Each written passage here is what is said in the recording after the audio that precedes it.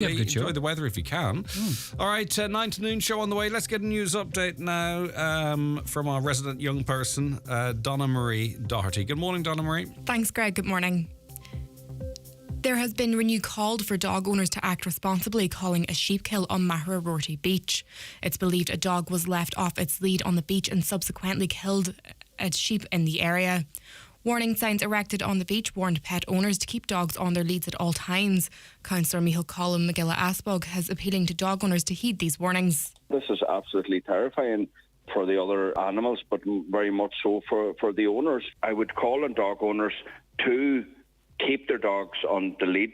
The signs were put up there for a reason. They weren't just put up for the fun. It's really important that dog owners be responsible. The vast majority, 99% of dog owners are responsible, but unfortunately there is always a handful of selfish dog owners who think that they can do as they want.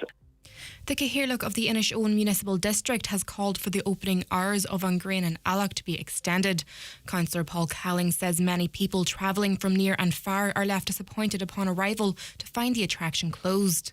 He says Angrain and Alloch being one of the top tourist attractions in the country, it warrants a longer set of opening hours. You'll discover great photos up there amongst them. It is a beautiful photo that you see all the time. You see that circular photo. And then when people actually go the distance to come to Donegal and discover they've arrived here at 7 o'clock in the evening and they might have other plans for the following day, and then they can't visit their fort. It's ridiculous that they can't drive up to the fort from 7 o'clock till 9 in the evening. They should at least extend it to 9 o'clock at night. The Donegal Mountain Rescue Team have made an appeal to the public, warning of scam posts advertising false merchandise. The group says the items sold do not support the rescue efforts. They are asking the public to report any of these posts and to not attempt to purchase the items advertised due to the risk of being caught in a scam. And a highly critical report has found people were left to borrow money or fall into debt because of difficulty recouping money owed to them by the HSE. A series of schemes allows patients in need of medical treatments to undergo them abroad and reclaim the costs. However, an investigation by the Ombudsman found in many cases patients had to fight to have the money repaid. The HSE has welcomed the publication of the report and says it will implement a series of recommendations made in it. And now for weather this morning. Low cloud, mist and fog will clear this morning to leave a dry and mostly sunny day. Moderate easterly breezes to keep temperatures in the east between 12 and 14 degrees, with highs of up to 15 or 16 degrees in the west. That's the latest in news. We'll be back again at 10 o'clock with the news in full. And until then, good morning.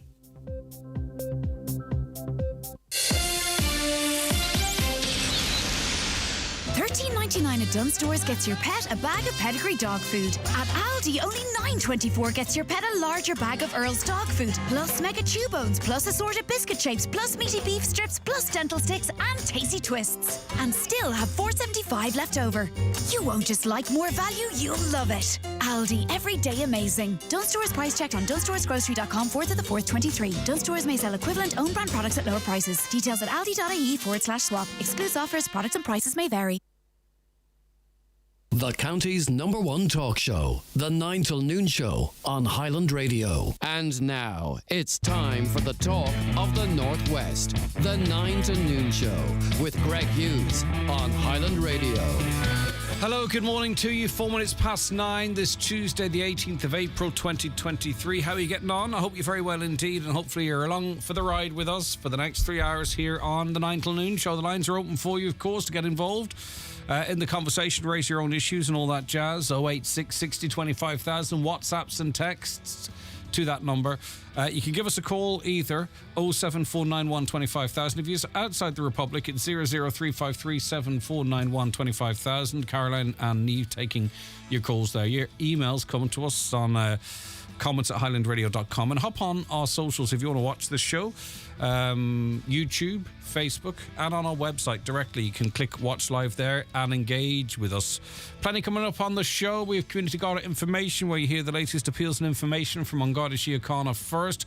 We're going to be talking about the Ombudsman's recommendations to the HSE as it relates to, and I'll read about that in the papers in a moment, as it relates to people getting treatment abroad. We've highlighted this for years on this programme, thanks to you raising it with us. And hopefully that's had some influence in this Ombudsman's report. I'm sure it has. And hopefully things will improve for those of you out there who have availed of the service in the past or intend to do so in the future. There's that and much, much more. Stay with us, of course. Let's have a look at the front of the papers and on some occasions inside the papers. We're going to start with the Donegal Democrat this morning. Rotten Island Lighthouse at the entrance to Killybegs Harbour has the potential to be one of the most iconic attractions in the county, but it is badly in need of a fresh coat of paint. That's according to Cahirlock of the Municipal District of Donegal, Councillor Niamh Kennedy.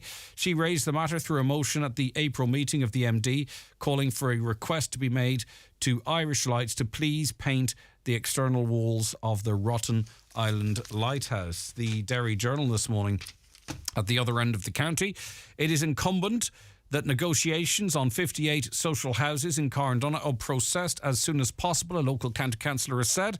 Councillor Albert Doherty was speaking after it was once again confirmed Donegal County Council is continuing to liaise with the Department of Housing, Local Government and Heritage and the developer in relation to the 58 houses at Convent Road. Councillor Doherty pointed out that the answer he received at the recent Inishowen Municipal District meeting relating to the negotiations was the same as the one he received 5 months ago. He said, if we are sitting with 58 finished houses and finished from a period maybe at least prior to Christmas, whatever about earlier than that, it's incumbent on whoever and wherever the talks are that extra piece of movement is put on them at this stage.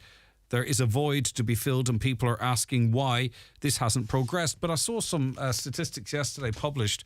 I don't have them to hand, but I will dig them out. I think Donegal County Council only bought or provided 3 social houses last year. As I say, I don't want to misquote the situation, but what I'll do is I'll dig those figures out and go back at them. There's a serious issue here. There are houses knocking about the place, or houses that could be acquired. Okay, here it is. Affordable housing output from Donegal County Council. The councils generally, just 323 affordable purchased homes last year, just 684 cost rental homes, 750 high-risk shared equity loans over the period of last year. That's nationally. So what's happened in Donegal in terms of local authority affordable purchase scheme delivered? Donegal County Council, 0. In terms of cost rental, 684 across the country. In Donegal, 0. Completely. First homes, 3. That's it. First homes, that's the total for Donegal, 3. Now, that's not everything. That's one set of figures, but there's a serious problem there, isn't there? Right, OK, on to the Nationals now. They are extensively covered in the Hutch story, of course. Jerry Hutch, he was acquitted yesterday of the 2016 Regency Hotel murder of David Byrne. Come as a shock to some, not to others. We're going to be speaking about this in the not too distant future. He's been told, though, that he remains under investigation by the Gardaí over allegations he directed an organised crime gang. Why was that not included in the charges he was facing last time out? The inquiry is also examining whether Hutch 60 was tipped off from inside the Gardaí about a European arrest warrant issued for him in 2021. Detectives from the National Bureau of Criminal Investigation have already arrested and interviewed Hutch while he was in custody, awaiting trial for Byrne's killing. Former Garda Superintendent John Murphy, who was convicted of possessing cannabis at his North Dublin home in 2021, was also questioned as part of the same investigation.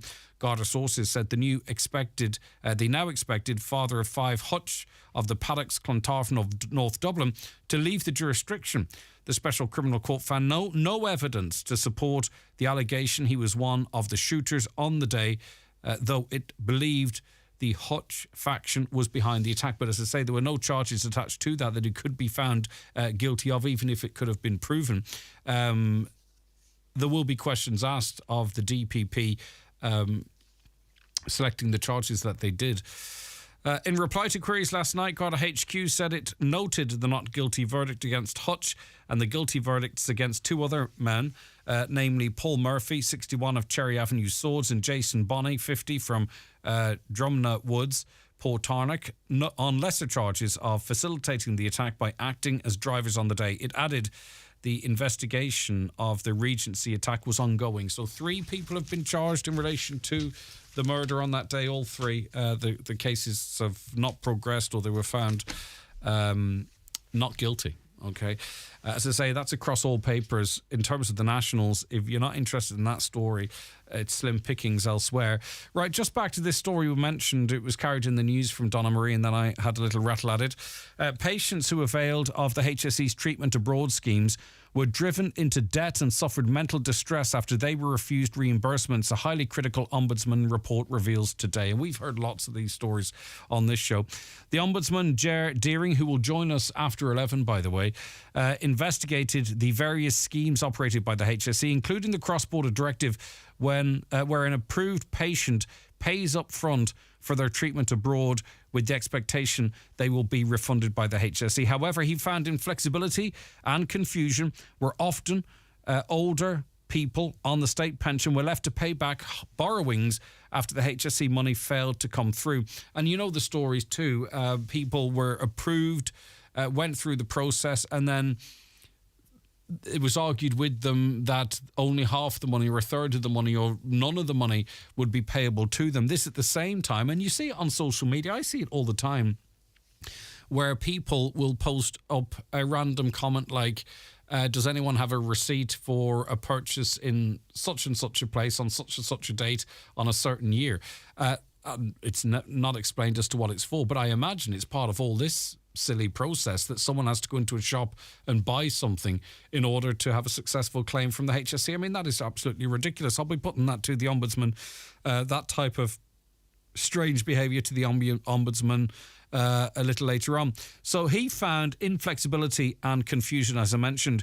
I saw people had borrowed significant amounts of money from family, friends and financial institutions to pay for their treatment with the expectation they'd be able to pay them back when reimbursed by the state. When a refund was subsequently refused, these patients effectively exchanged the anxiety and worry associated with their illness for a new stress of dealing with a debt incurred while assessing a treatment they were entitled to receive but could not access within the state. Let's not forget that. That's the only reason people will avail of this scheme, is that they should be able to get it here, but they can't. So we pay private hospitals to do it elsewhere.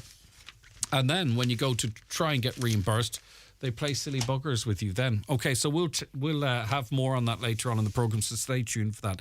Any of you that regularly listen to the show for quite some time have been very interested in, and I must say to some extent concerned about artificial intelligence. The speed in which it is developing and being adopted is crazy. It really is crazy. We don't know where we're going with this. We could literally be talking some Terminator-style stuff. Google's boss, this is in the Irish Daily Mail, Google's boss has admitted he doesn't fully understand how the company's new AI program Bard works, as a new expose shows some of the kinks are still being worked out. One of the problems discovered with Bard is something that Sundar Pichai called emergent properties, or AI systems having taught themselves unforeseen skills. Google's AI program was able to learn Bangladeshi without training after being prompted in the language. Okay, so if you haven't gone on ChatGPT, you should. It's really quite impressive. It's really quite worrying. And this is only just the tip of the iceberg. So they've created this artificial intelligence. They didn't program it to learn Bangladeshi, but someone asked a question in that language and it had completely trained itself in its language without having been told to. All of us in the field call it a black box. You know, you don't fully understand, Mr. Pichai said. And you can't quite tell why it said this or why it got wrong or why it got wrong. Well, words missing there. We have some ideas and our ability to understand this gets better over time. Let me put it this way. I don't think we fully understand how a human mind works either. So that's it now. I saw an email come in to the Highland Radio News account yesterday from a company looking to spread artificial intelligence that writes press releases for presumably government parties or individuals or whatever it might be. That's where we're at already. Okay, this is a horrendous story from the Irish Daily Star. It's in many papers on the news as well. 2 police officers in Northern Ireland are set to be prosecuted following the leaking of images from the scenes of sudden deaths. The 2 officers are to be prosecuted for alleged misconduct in public office. The region's Public Prosecution Service made the announcement after considering the evidence submitted in an investigation file by the Police Ombudsman for Northern Ireland.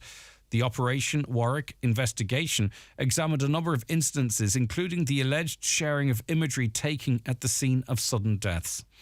There's already been a decision to prosecute one individual for 3 counts of improper use of a public electronic communications network, contrary to an Act of 203. Following the submissions of a separate file by the PSNI, the individual is being prosecuted in connection with the alleged sharing of imagery captured at the scenes of sudden deaths.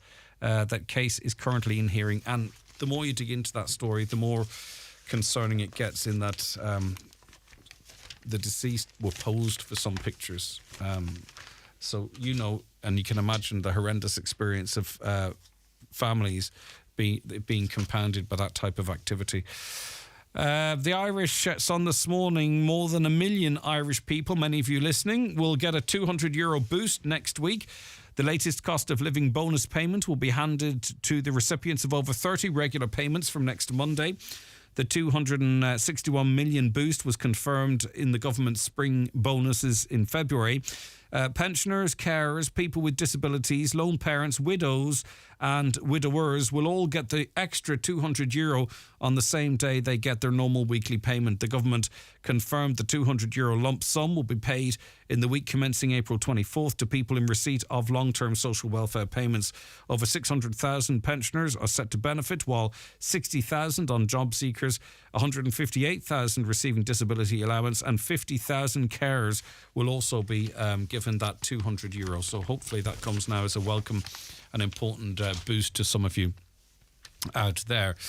And Simeon Burke had his day in court yesterday. Obviously not much coverage of it because of another court appearance. Law student Simeon Burke has been convicted of an offence under the Public Order Act, fined €300 following his arrest during a disturbance at the Court of Appeal last month. Mr Burke, 24, from Castlebar, County Mayo, had denied the charge and said there were no disturbances in the court on March 7th before he and other family members were forcibly removed by Gardaí. He also claimed he had never been asked to leave the court, but Judge John Hughes said he did not accept Mr Burke's evidence or the allegations he made against Gardaí and said the prosecution had proven its case. Mr Burke said he did not accept the conviction and would not be paying the fine. He left the court with his family, but I note on social media many people offering to pay that fine on his behalf. All right, that's a run through what's making the headlines today. Anything you wish to comment on, or as I say, raise your own comments or issues, or pass on some news to us. Good news. Did something nice happen to you? Has someone done something good for you? Have you had a recent achievement? We're happy to hear all manner of things. 086 60 25,000 WhatsApps and texts. Right. Okay, we'll be back with more after this short break. The newspapers are courtesy of Kelly Centra Mountaintop Letterkenny, the C-Store National Large Forecourt of the Year for 2022. The 9 till noon show is brought to you by Letterkenny Credit Union, offering low-rate car loans with fast approval. Apply online at letterkennycu.ie or in office today. Letterkenny Medics are pleased to announce that Dr. Paula Gomez has joined the practice and is now taking appointments for free meal screening with services that include complete medical examinations, physical examinations, blood tests, cervical smears, advice on menopausal fertility hormone profile, AMH urinalysis, cervical smear, ECG and 24-hour blood pressure monitoring. Choose your level of service you need today and find out more by booking your immediate appointment by visiting letterkennymedics.ie. Letterkenny Medics. We listen if you want to talk. It's the Right Price Tiles and Wood Flooring biggest ever sale. Up to 50% off everything in store. All tiles, all wood flooring, all outdoor slabs, cladding and bathware. Everything slashed in price. This sale is not to be missed. The Right Price Tiles and Wood Flooring biggest ever half-price sale is now on. Highland Radio time checks with Expressway. Travel route 32 from Letterkenny to Dublin. Expressway, bringing you the time at... Okay, the time is 19 minutes past 9. Now, very pleased to welcome onto the programme now crime journalist with the Irish Independent and author of The Monk, The Life and Crimes of Ireland's Most Enigmatic Gang Boss. He is Paul Williams, of course. Paul, thank you very much for your time this morning. I'm sure you're in great demand. We do appreciate your joining us. You're very welcome, Greg. No problem at all. Right. Briefly, I suppose, why was Gerry Hutch in court yesterday, and who was in court alongside him? Well, yesterday was, we called it the gangland trial of the century. It was one trial that that apart from maybe one or two other trials in the past 10 or 20 years, really did draw a huge amount of attention from the public. It started last October. It lasted for 52 days. It was the trial of Gerry Hutch for the murder of David Byrne at the infamous Regency Hotel attack in 2016. And two of his mates, who are also co-accused, that they were charged with participating or facilitating the murder gang who were involved in that by acting as getaway drivers on the day. Now, they were convicted. Gerry Hutch was acquitted yesterday, and it was a very, very momentous day and a very, very important day, because this was one of the most high-profile criminal outrages that we have ever seen in this country. Gerry Hutch is a very famous, almost celebrity status criminal. He has always been a fascinating character. I know I'm saying that because I've written a book about him, but people have always found him a fascinating character, because he stands out from the crowd. He's not like the other breed of criminals we have. But there were so many other elements to this case. You had the dramatic development where former Sinn Féin councillor Jonathan Dowdall, who was a friend of the family and had been asked by Patsy Hutch, Gerry Hutch's brother, to intervene in this simmering feud in around 2015 into 2016. Gerry Hutch's nephew had been murdered by Daniel Kinahan's hitmen. He originally, a year earlier, tried to kill Daniel Kinahan. They were all involved in the drug trade together, and like all these other thugs, they all fall out. And a deal had been done in between, whereby the person who was sent to shoot Daniel Kinahan had to present himself in Dublin to be shot in the legs. His name was Patrick Hutch Jr. And then the deal was done, the money was paid over, and they all agreed, because he was so-called gangland royalty, that he wouldn't be touched. But they reneged on that deal, and they murdered Gerry Hutch in September of 2015, and that's where all of this started. On the same day, the mob, the hitmen for the cartel, tried to shoot Patsy Hutch on the same day, about an hour later, when he was at collecting his grandchildren from school. That didn't work, because Hutch had been told just before that his son had been murdered, so he was obviously distracted. And then they tried to murder Gerry Hutch himself in a bar in Lanzarote on New Year's Eve in 2015. So that set the stage for what became known as the Regency Hotel attack. And the plan of the Regency Hotel attack was to wipe out the entire leadership of, like a St. Valentine's Day massacre, like to wipe out the entire leadership of the cartel. Daniel Kinahan, Liam Byrne, all the major players in the gang were there for this boxing weigh-in. The guys went in very, very heavily armed. I think that's the thing that has made this case so fascinating. It was the level of strength and the level of violence that was used. 3 men dressed as members of an ERU a SWAT team stormed the building, armed with AK-47s, while another couple, 2 other hitmen, one dressed as a woman and one a guy called Flatcap, who's known as Kevin Murray, a former dissident Republican from Strabane. They were the second tactical team that were sent in that day. And there was 250 people in the hotel. We all know the rest of the story. It was absolutely terrifying. They tried to create a trap where they would drive their victims towards the lobby where these men dressed with the AK-47s were waiting, and they would just riddle them. Now, the only person they got in the end was David Byrne. The good part about it was, or the most positive part about it was, that they didn't kill or shoot any innocent civilians, apart from terrorising the living daylights out of them. And that was what brought us then to Gerry Hutch. The investigation started after that in earnest. They started targeting Jonathan Dowdall, the Gardaí, at an early stage. Dowdall was a close friend of the family. As I said, he'd been asked to intervene at this stage by Patsy Hutch to talk to, through Pierce McCauley, which was referred to on several occasions by the court. Like Pierce McCauley, who was described as a violent, vicious thug, a dangerous and violent terrorist. He got 12 years, you may recall, for attacking his wife, in the most savage attack on his wife one Christmas Eve about 10 years ago. So he went to Macaulay. Macaulay set up meetings in Strabane and Donegal and Derry with dissident Republicans. One of them was a guy called Shane Rowan, who was subsequently convicted in relation to this. So when the Gardaí discovered Jonathan Dowdall's involvement was that his father had booked a room in the hotel the night before the attack took place, and that room was used by Kevin Flatcap Murray, one of the hitmen, the guy who has always been described as Flatcap and is now has died from motor neuron disease since. Now, it was very easy for them to trace back who booked that room, so they put surveillance on the Dowdalls. They bugged a jeep belonging to Dowdall after spotting him in the company of Jerry Hutch. There was this famous 10 hours of tapes that were played last December in the court where the two guys travelled to Northern Ireland to meet dissident Republicans at two meetings, one in Strabane, another one over near Belfast. And the state's case initially was that there's enough evidence on these tapes to charge both Dowdall and Jerry Hutch with murder. And then coming up to the trial date last year, Dowdall started having secret negotiations with the police and said he was prepared to come forward as a state witness.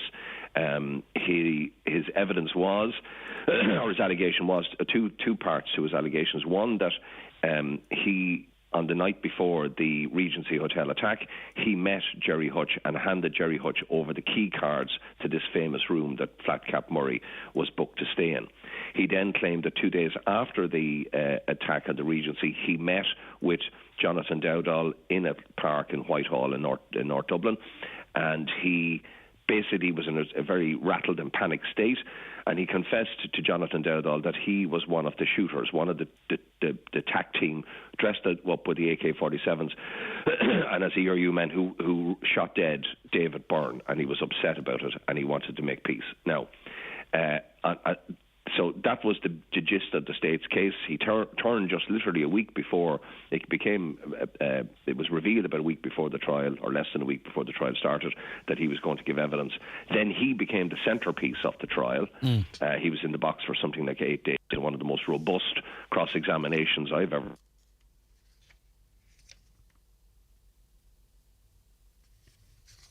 Okay, we seem to have lost that line too. Paul Williams there, unfortunately. We'll see if we can get Paul back, will we? Unfortunately, that's just we were just getting to the crux of the case, so to speak. So stay with us. We'll try and get Paul Williams back on.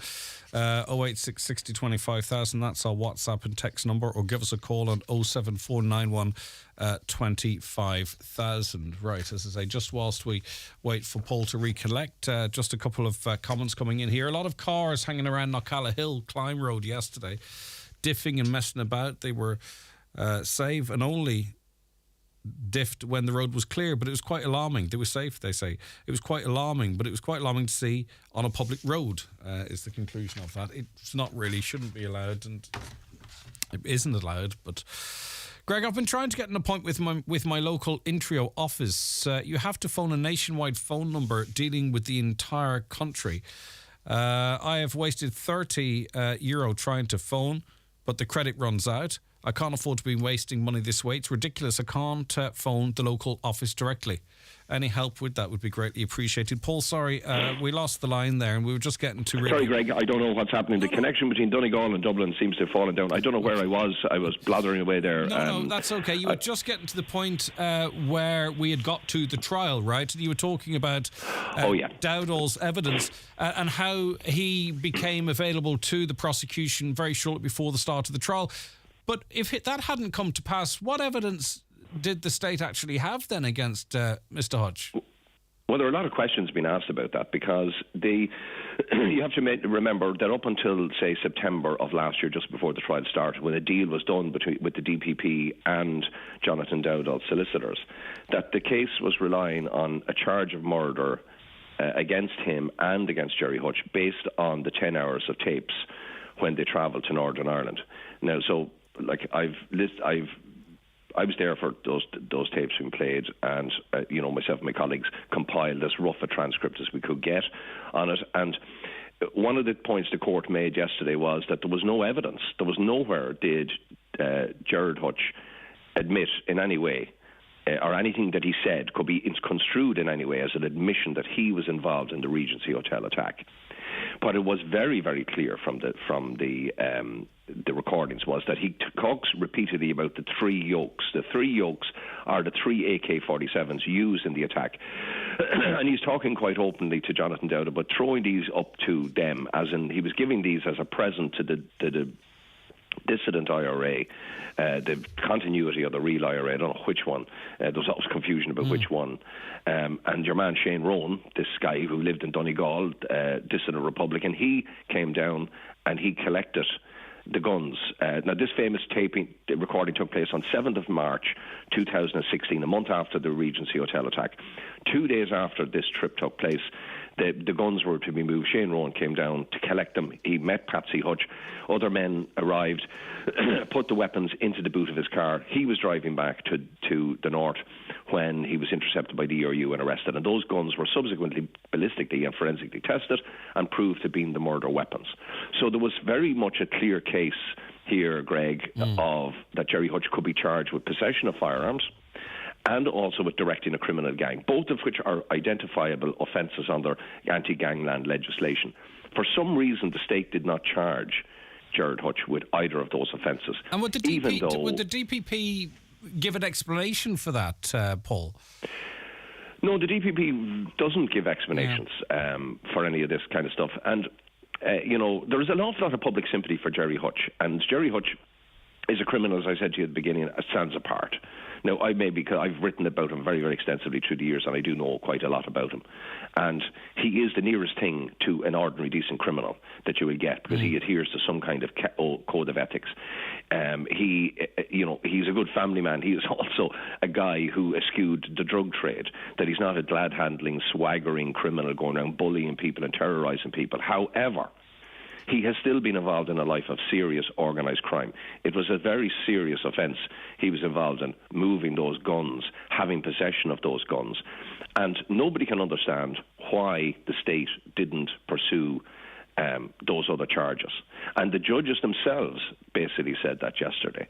He said, he is not here. There is evidence of these things, but he is not here to answer that charge. He can only be assessed on the charge of murder. And what happened was, the prosecution then, as Brendan Graham, the defence counsel, said, tried to ride 2 horses, and they fell between both. And that was, they were using the tape recordings as main base evidence, but then they were relying on Jonathan Dowd. So they changed the prosecution narrative from being one that he was involved generally in the murder of David Byrne to being very specific, say, based on this alleged admission Hutch made to Dowdall that he was there, that he was one of the guys with the AK-47. So suddenly they said he was one of the 2 guys who murdered David Byrne. And that was a huge mountain to climb in terms of proving that beyond all reasonable doubt, and they never even at any stage came close to that, and the court clearly found that yesterday. I imagine there'll be some frustration within Garda Síochána as well. There were also other witnesses that might have been able to corroborate some of what Dowdall was saying that weren't called. For what reason do we know? Sorry, I missed that. There was a slight blip on the line. Sorry. No problem. I was saying there was also some witnesses, whether or not that could have perhaps corroborated what Dowdall was saying, but they weren't called. Oh, yes, indeed. Well, Patrick Dowdall was one of the mysteries there, because Patrick Dowdall is the father of Jonathan Dowdall. He was the man who went and booked the room, because Patsy Hutch asked him to book this room. He said it was for a friend of his, and Patrick Dowdall was with his son when they handed over the key cards to Gerry Hutch. So it was amazing, even though he's in prison now and he's pleaded guilty as well, and he will be in the witness protection program, there was never any explanation given as to why he didn't testify. And he could have corroborated his son's testimony. Now, that whole thing is like, in terms of how you deal with accomplice evidence, you cannot accept the accomplice evidence. And this standard was set way back when we had the first so-called supergrass trials in this country, and that was on the back of the murder of Veronica Guerin when John Gilligan's gang turned against him. And the strict rule the court has always adhered to was you cannot accept the uncorroborated words of an accomplice witness because they are criminals themselves. As I remember a guard would famously say to me many years ago, these people are not nice people. Why would they be? You don't go to the local parish priest asking him to testify in a case against a gangland figure. You have to go to somebody who's in the middle of it all. Dowdall, for his part, presented as the most appalling individual. He was a whingy, moaning, awful. You could just he was laden with self-pity. He just really, I suppose the term is, pissed everybody off. People who were even just watching the trial, because he was just whining on and moaning and being very defensive. And he was caught telling lies. Go back to Pierce McCauley I mentioned earlier. Yeah. Pierce McCauley is an appalling individual in the eyes of the court as well. And he said at one stage, Brendan Graham had really done his work, the defence, and he said, you are going to see Pierce McCauley. Yeah. How many times did you go to see him? 3 times. And your man said to him, Graham said, no, you didn't. And he said, no, I only went to see him 3 times. And he was able to produce evidence. The defence was able to produce evidence that he had visited McCauley 14 times in prison. So the judges really highlighted that yesterday and said that to them proved that he was a barefaced liar.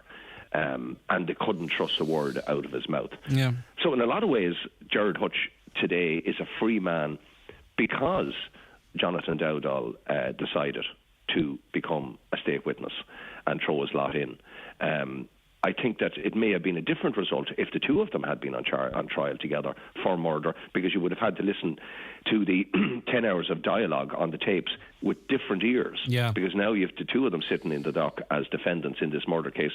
And there would be no doubt that the two of them were involved in planning something very, very serious. Okay, two more short. That's in the lap of the gods. Exactly, 2 more short questions, Paul. I really appreciate your time.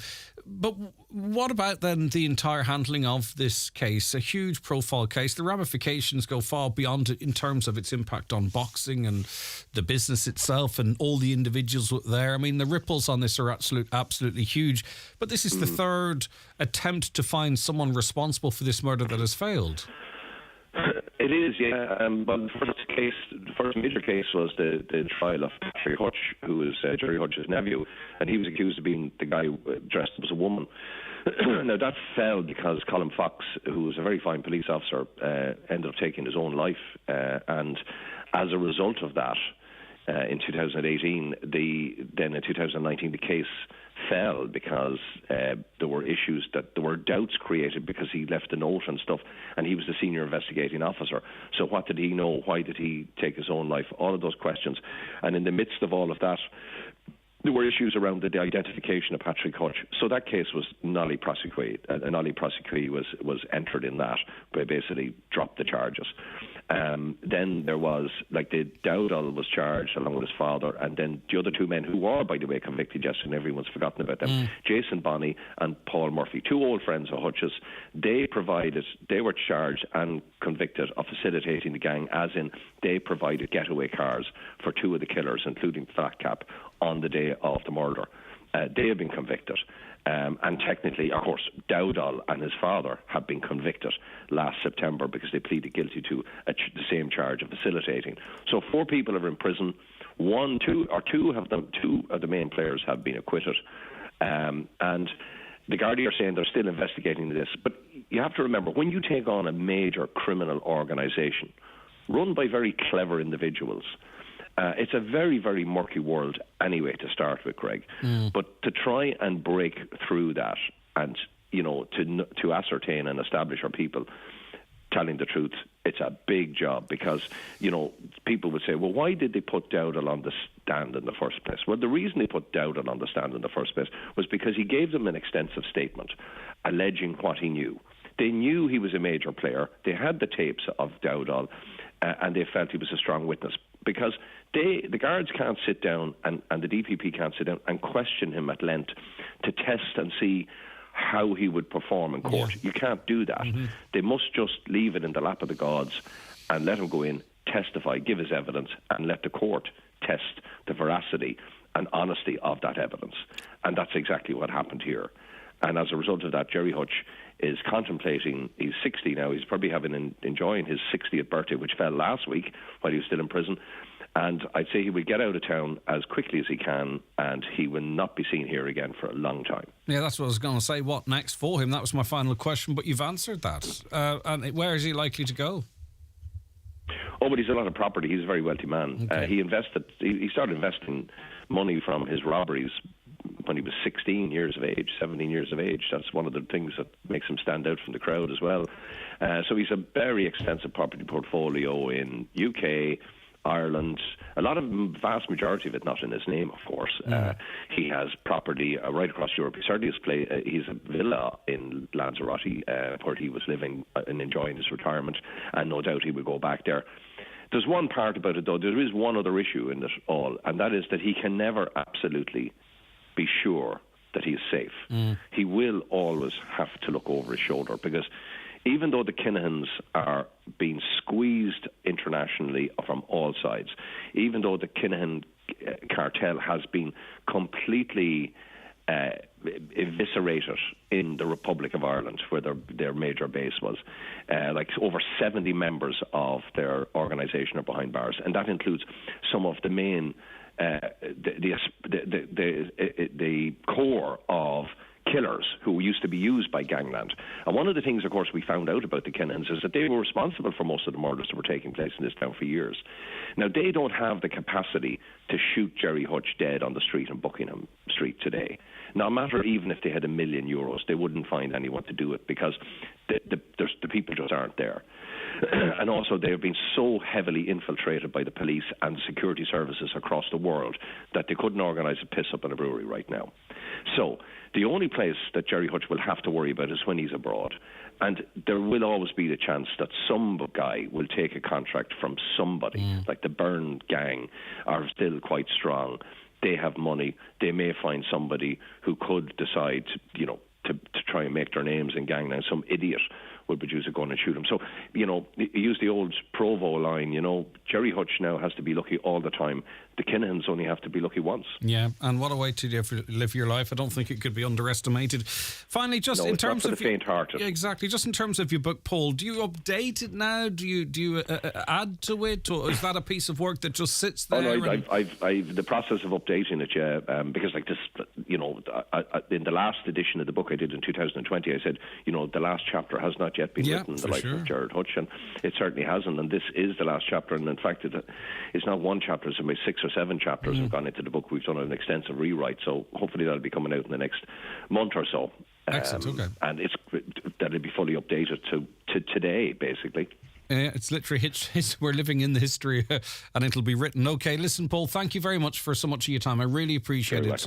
Take care of yourself. Paul Williams there, crime journalist with Irish Independent, of course, and author of that book, The Monk, The Life and Crimes of Ireland's Most Enigmatic Gang Boss. And as you heard from him yourself there, he's in the process currently of writing the next chapters. Watch the show live now on YouTube, Facebook and at highlandradio.com. The 9 till noon show is brought to you by Letterkenny Credit Union, with monster loans available up to €60,000 for all occasions. Visit letterkennycu.ie. I remember you. Hi, this is May McFatridge here. Come and see me and the delightful Olivia Nash in a happy medium at the Millennium Forum on the 25th of April. Join me for a laugh as I enter the spirit world and reveal all. Tickets from the theatre box office or online. Attention all pet lovers and owners. Gary's Pet World Letterkenny is open 7 days per week, offering the very best value on all pet foods, accessories, grooming and care products. Call in and let our staff help you spoil your pet today. You will be amazed by the range of product for all pets, with exceptional value on all leading brands. Alternatively, you can browse and buy online at petworld.ie, and we will deliver to your home. Charlie McClafferty Funeral Directors, serving Letterkenny and the surrounding areas for over 100 years. Charlie McClafferty Funeral Directors. Let our family take care of your family and guide you through a difficult time.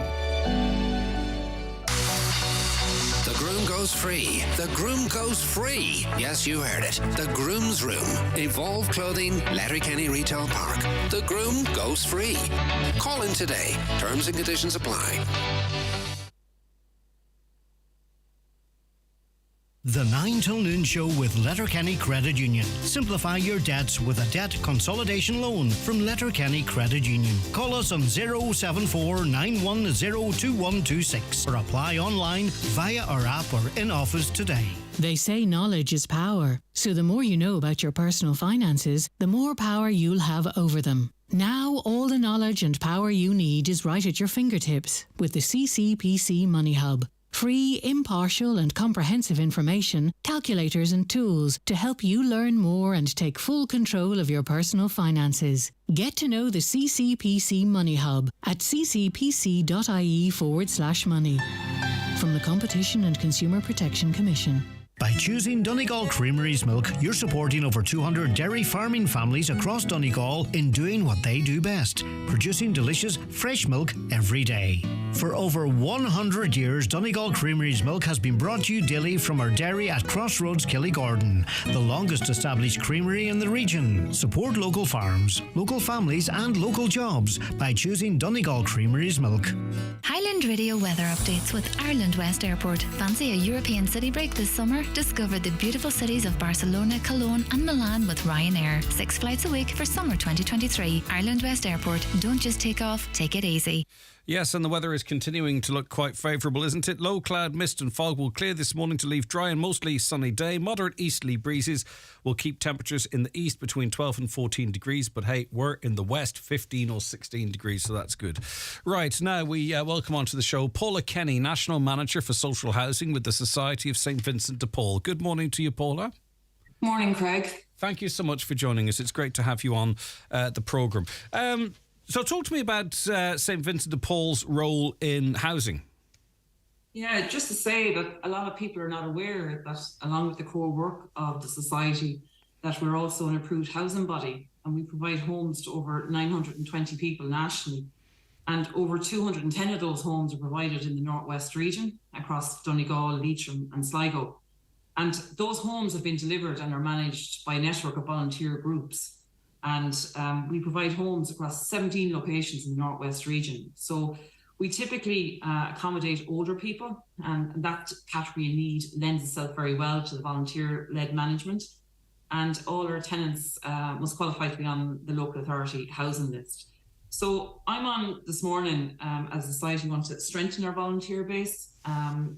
We always, I suppose, on an ongoing basis, we look to recruit new volunteers, make sure we have sufficient numbers across our areas. I suppose things change with volunteer groups. People have been involved for a very long time, want to change, people fall ill. So we want to replenish and we also want to rejuvenate.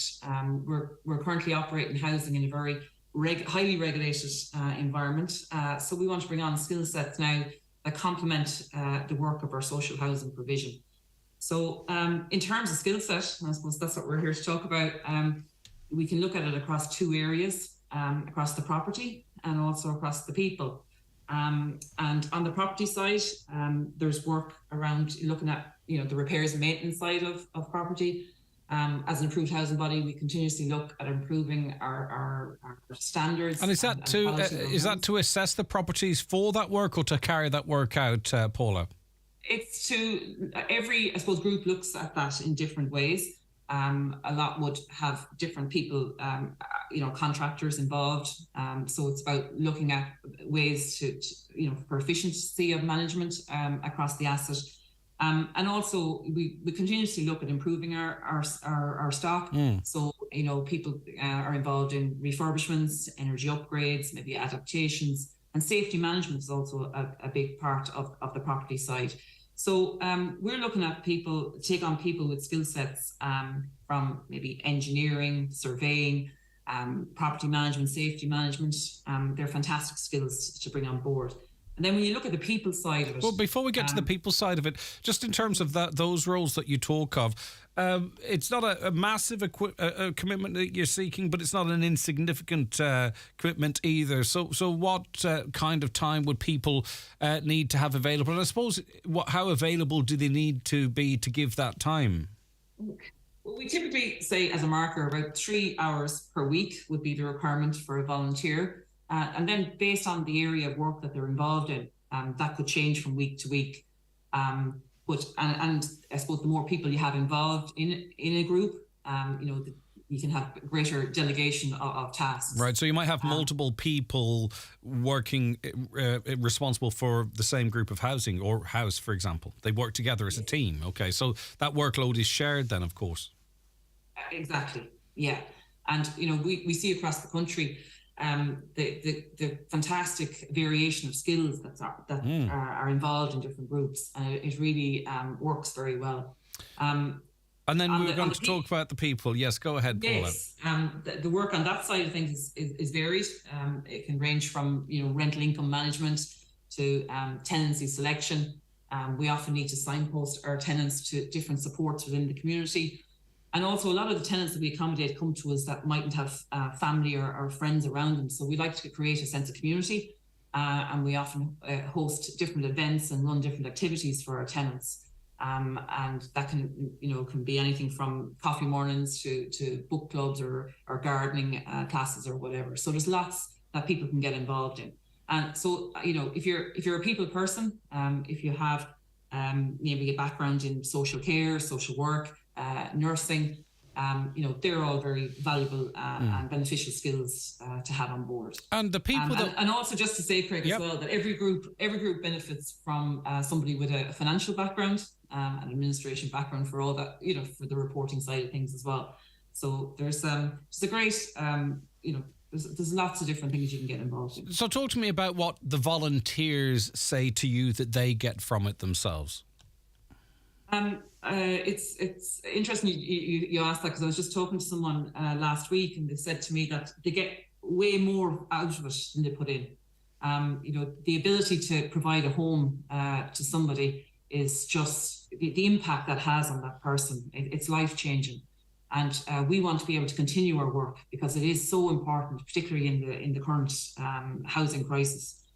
So it's very rewarding for the people that are involved. And also a lot of people that come to us want to volunteer, or maybe freshly retired, and they want to give something back, and they want to utilise their skills that they've built up over their working lives. And it's of great enjoyment and, as I said, rewarding to those people. Because we do hear of, and quite rightly so, and we'll continue to platform it, the plight of people and the difficulties that are out there. But it's also, it's comforting. I find it comforting to think of these people, and you talk about them, some of them being older, to have a roof over their head, but to also have that support. And also those particularly without families, maybe people that never had children and they're widowed or a widower or something like that there. And it's comforting to know that there are groups out there like St. Vincent de Paul that are there for them so they can be happy and enjoy the rest of their lives. A lot of that goes on, but obviously we're going to focus on, having that situation for everyone. But I think it's important too, as we are doing right now, to recognise that a lot of people are living in contentment because of the likes of the work of St. Vincent de Paul. And we say, there's a great added value that comes with the volunteer involvement. And we're more than the bricks and mortar. As I said, we try to build communities and engage with our tenants to provide them with support. So yeah, it's more than what others, the larger bodies or others would provide. All right, so if you have a background in architecture, engineering, surveying, health and safety, social work, social care, you'd be a great fit for any of these positions. You can make an initial inquiry by emailing lisa.hitchen, HITCHEN, at svp.ie. We'll retain that here just in case you didn't happen to have a pen with you, and we can pass it on. And also there's an event is there taking place in Buncrana tomorrow night. What's that about, Paula? Yeah, that's correct. That's around recruitment of volunteers for our operations in Buncrana. We we provide 29 homes in Buncrana across 4 different locations. So we'd love to strengthen our volunteer base there. So encourage people to come along and talk to our regional social housing officer, Lisa, where she'll give you some more information on our operations and also an opportunity for people to ask questions and get some more detail on what's involved. Yeah, and you provide support. There's layers, isn't there, here? You know, you recruit volunteers, and those volunteers are supported by other people in the work that they're doing as well. You're not necessarily left to your own devices to try and figure it all out yourself. No, in every region, we provide support to our volunteers, to our regional social housing officers. And we also provide training, initial training and ongoing training for our volunteers. So there is a support network there. And you're not alone. We have over 17 groups across the Northwest region. We bring them together once a quarter as well. So there's a link to region and also to national, to the groups national. All right, Paula, hopefully you get a great response to it. Thanks so much for joining us and have a lovely morning. Okay, take care of yourself. That is Paula Kenny, National Manager for Social Housing with the Society of St Vincent de Paul. As I say, if you have an interest in volunteering with them in that area, you can make an inquiry by emailing lisa.hitchen@svp.ie, lisa.hitchen@svp.ie. And then there is that meeting in St Mary's Hall, Buncrana, tomorrow evening, which starts at 7:30 p.m. Let's get to some of your comments here coming in so far this morning. The Hutch trial only reinforced 2 established certainties. The guards are hopeless. The only thing I'll say in relation to that is the DPP that decided what charges to bring against Gerry Hutch, not the Gardaí. So the Gardaí can investigate. They present the evidence that they have, what they can prove. And you heard from Mr. Williams there, there probably was quite a few things that could have been proven. I don't know. Everyone's innocent until proven otherwise. But it was the Director of Public Prosecutions that decided to go with the case as it was there. So I'm sure there are perhaps some within the force that might not be too happy about that. A caller says, some justice system when the Hutch gang get away and the Burke family get fined. Well, it's about proving it, isn't it? And everyone saw and heard of the Burke's interactions with the courts. Recross Border had a family member avail of the scheme, had big operation and discharged the next day. Took 2 family members to take the patient to the car as they were unable to walk unaided. When we went to claim back, we were asked for a receipt for a shop or a coffee dock. When unable to produce this and explained they'd had a major operation and could hardly walk or eat, was told you should have purchased something as proof you were at the hospital. Long story short, was only refunded 25% and left the bill of around 10k. Can you put it to the Ombudsman? Why is a receipt needed for a coffee to prove you're in a hospital when you're billed a huge sum of money? Ridiculous to say the least. I'm sure the person asking that question must be mortified if they're being made to do it by management. But please, if you haven't, please raise this case with the Ombudsman's office, because they can direct the HSE in some instances to make redress.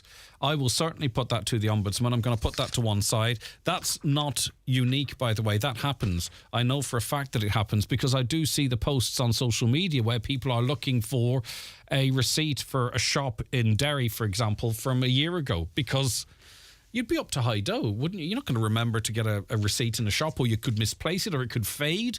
You could leave it in the sun. You know what I mean? So definitely I'm going to be looking for the Ombudsman's opinions in that regard. Okay, that is where we leave it for the first hour. Stay right where you are. Coming up after the news and obituary notices, you'll hear it first. The latest news and information and appeals from An Garda Síochána. That's all on the way. Stay right where you are. The 9 till noon show is brought to you by Letterkenny Credit Union. Digital loans now available. Apply online or via our app today and get your loan transferred directly to your current account. It's spring, outdoor painting season. Foy & Company are the largest stockists in the Northwest of all the best quality exterior paints. Best for the exterior of your home, fencing, sheds or garden furniture. Foy's qualified in-store paint consultants are on hand to help you pick the right paint for the finish you want and the right colour to suit your home. Top names include the Fleetwood Weatherclad Exterior Collection, Dulux Weather Shield and Colour Trend, to name but a few. Call into the paint department at Foy & Company, Ballybuffet or Letterkenny. Transform your garage with an electric roller garage door from Garola. It's time to modernise with a fully fitted roller door from just €997. With 21 colours to choose from, we'll even take your old garage door away. Book your free survey today. Call 1800 827 515 or visit garola.ie. The wind is our greatest natural resource. We're harnessing it to power homes across the country with 100% green energy. Switch to SSC Airtricity, Ireland's largest green energy provider, and get the wind working for you. Switch today and get 15% off electricity and gas. Switching couldn't be easier. Simply go to sscairtricity.com. SSE Airtricity. This is Generation Green. EAB €3,450.12. Offer from the 15th of the 2nd, 2023. Rates valid from the 1st of the 10th, 22. Subject to change. 1 year standard unit rate discount for new home gas and electricity customers and direct debit and e-bill. For details of EAB, T's and C's, rates, exit fees, standing charges and green energy claims, see sscairtricity.com. Live, on air, online and on the Highland Radio app. This is Highland Radio News. Good afternoon. Good morning, it's 10 o'clock. Donald Kavanagh at the Highland Radio News Desk. The sentencing hearing begins today of a man found guilty of the manslaughter of his partner in County Donegal. 28-year-old Jasmine McMonigal was strangled and beaten to death in her home in Killygordon in January of 2019. Last month, a court found her on and off partner Richard Burke guilty of manslaughter by reason of diminished responsibility. A PSNI officer and a now former officer are said to be prosecuted after images were allegedly leaked from the scenes of sudden deaths. It follows an investigation by the Northern Ireland Police Ombudsman. With more detail, here's Garth McCullough. The pair are to be prosecuted for alleged misconduct in public office. It's understood that one of the officers has already been dismissed from the PSNI, while the other is suspended from duty. The Operation Warwick investigation examined a number of incidents, including the alleged sharing of imagery taken at the scenes of sudden deaths. A PSNI spokesperson said that the criminal investigation is being carried out by the police ombudsman and it would be inappropriate to comment further at this time. A highly critical report has found people were left to borrow money or fall into debt because of difficulty recouping money owed to them by the HSE. A series of schemes allows patients in need of medical treatments to undergo them abroad and then reclaim the costs. However, an investigation by the Ombudsman found in many cases patients had to fight to have the money repaid. The HSE has welcomed the publication of the report and says it will implement a series of recommendations made in it. Ombudsman Ger Deering says the delayed repayments left many people out of pocket and in debt. People who use these schemes will generally be people with limited means because, generally speaking, other people may well have health insurance or may have a way of getting these things done privately. So the fact that people are returning to these schemes most likely means that they're limited means. That was the issue really for some people where they borrowed money from a relative from the credit union in the fairly certain knowledge in their view that, it was a matter of time before they would pay for the treatment and then claim the money back. Ishka Aaron says repairs to a burst water main may cause supply disruptions in Drumkeen and surrounding areas over the course of today. Works are scheduled to take place until 4 o'clock this afternoon, with the full restoration of supplies expected 2 hours or so after that. A traffic management plan will be in place for the duration of the works. Gardaí are renewing a public appeal for dog owners to act responsibly. It follows outrage after a sheep kill on Maharorty Beach. It's believed a dog was let off its lead on the beach and subsequently attacked a sheep in the area, killing it. Warning signs erected on the beach warn pet owners to keep dogs on their leads at all times. Councillor Micheál Colm-Gillespie is urging dog owners to heed the warnings. This is absolutely terrifying for the other animals, but very much so for the owners. I would call on dog owners to keep their dogs on the lead. The signs were put up there for a reason. They weren't just put up for the fun. It's really important that dog owners be responsible. The vast majority, 99% of dog owners are responsible, but unfortunately there is always a handful of selfish dog owners who think that they can do as they want. The Donegal Mountain Rescue Team has appealed to the public, warning them of spam posts advertising false merchandise. The group says the items being sold do not support rescue efforts. They're urging people to report any posts of this nature and not to attempt to purchase the items advertised. And the Cathaoirleach of the Inishowen Municipal District is calling for the opening hours of Green on Navalia to be extended. Councillor Paul Canning says many people travelling from near and far are left disappointed upon arriving at the attraction and finding it closed. He says with An Green on Navalia being one of the top tourist attractions in the county, it warrants longer opening hours. You'll discover Green photos up there amongst them. It is a beautiful photo that you see all the time. You see that circular photo. And then when people actually go the distance to come to Donegal and discover they've arrived here at 7 o'clock in the evening and they might have other plans for the following day, and then they can't visit their fort. It's ridiculous that they can't drive up to the fort from 7 o'clock till 9 in the evening. They should at least extend it to 9 o'clock at night.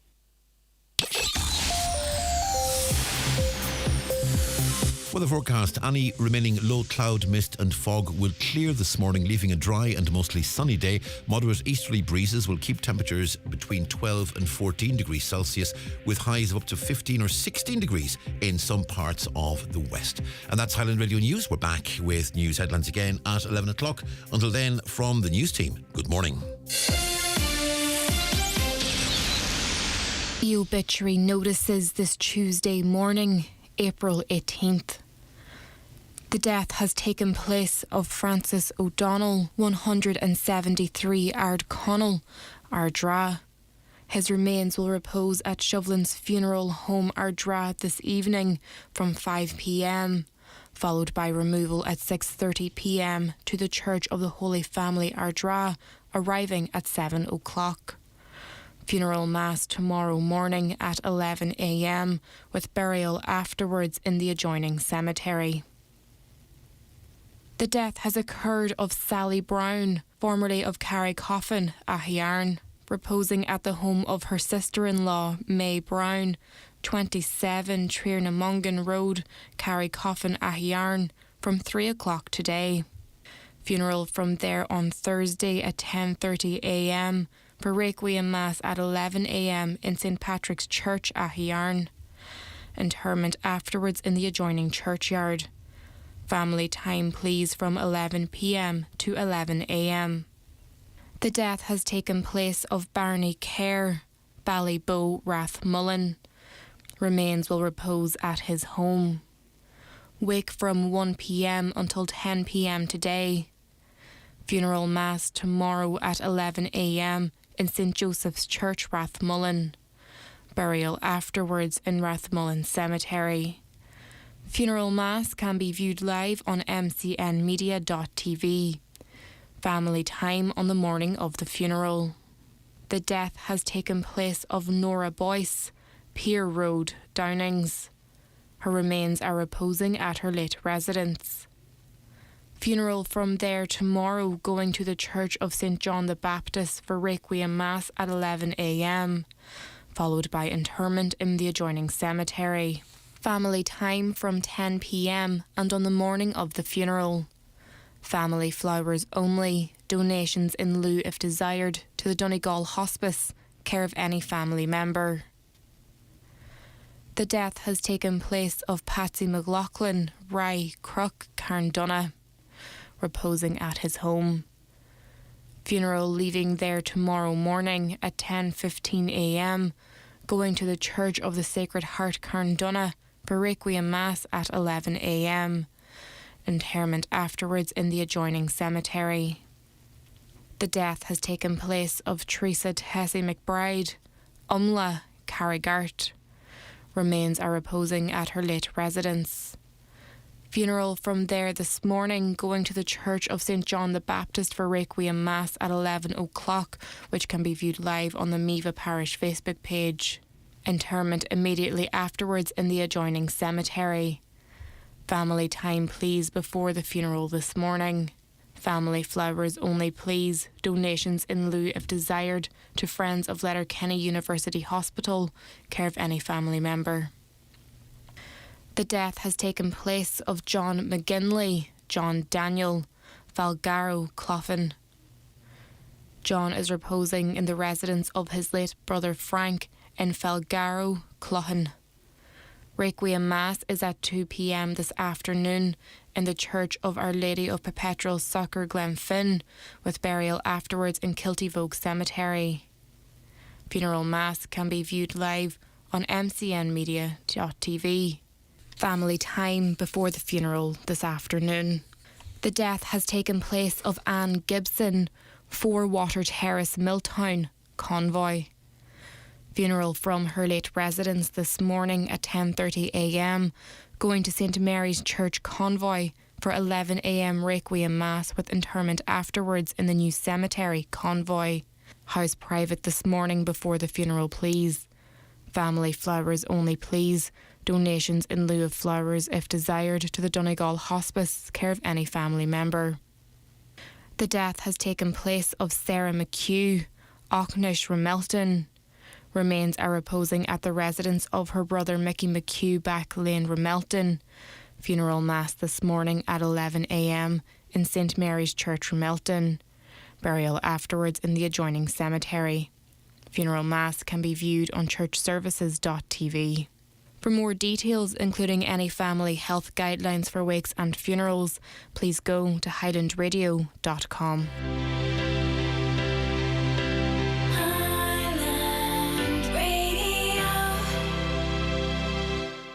There's something special about Clayton Hotels. It's me. The way they treat me, wherever I stay, whatever I need, because their focus is always on me. And you know what? When you visit a Clayton Hotel, their focus will be on you too. Unless I'm there, of course.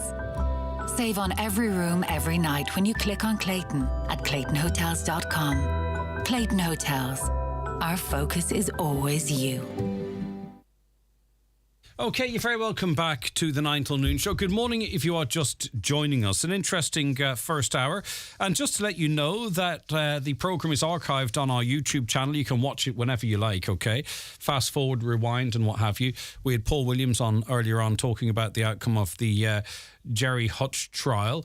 But also you can podcast the show in 3 separate hours on our website, highlandradio.com, and it's repeated overnight as well. So there is no reason for you to miss out if you're only tuning in here at 10. Regarding college fees in Northern Ireland, says the listener, and Susie, Republic of Ireland students can get a student loan from the UK student loan company to cover their fees. I know because my child in second year is in second year. Indeed, that's a loan. The Susie grant isn't, but a couple of you are coming in with that suggestion. So I wonder how tight the sort of, is it not means testing as such, but the credit rating testing is on that, if anyone has an insight into that. A caller says, I grew up on a farm where horses worked day and night from crops to turf. There's no other machine like that today. Would you, speaker, regard that as cruel? I suggest she might. That's from Animal Rising. We had a spokesperson from Animal Rising. Sarah was her name on the show yesterday. It's an interesting interview, by the way, if you want to listen back to that. But they are saying they're upping their game in terms of disrupting events and highlighting what they see is the ill treatment of animals. And that extends to food, not just horses, greyhounds and what have you. Greg, in the very beginning, God did not intend for humans to eat animals, but then the flood, Noah's flood by God, came and destroyed all that grew on the earth. So then God allowed certain animal foods for human consumption, but not all animal flesh was permitted to be eaten by mankind. Leviticus chapter 11, all of the chapter tells us which foods are clean and which are unclean for humans. So there's much more to know on the subject. Okay, I wonder how all the animals survived with nothing to eat, though, once all those crops were destroyed. Sarah from Animal Rising doesn't have much understanding about horse racing, as a lot of horses get injured at home in the field. Pure hypocrisy. Now, they are trained. Sorry, race horses, aren't they? They are not trained, but they are bred in such a way that their limbs are quite delicate, really, and if they break, that's it. But as I say, I don't know enough about it, really. I'm learning all the time. Hi, Greg. Welcome back. It was lovely to have President Biden here, and the people of Mayo should be very proud. The many thousands that came to see him, and also our own leader, who really did a great job. So proud to be Irish. Okay, very good.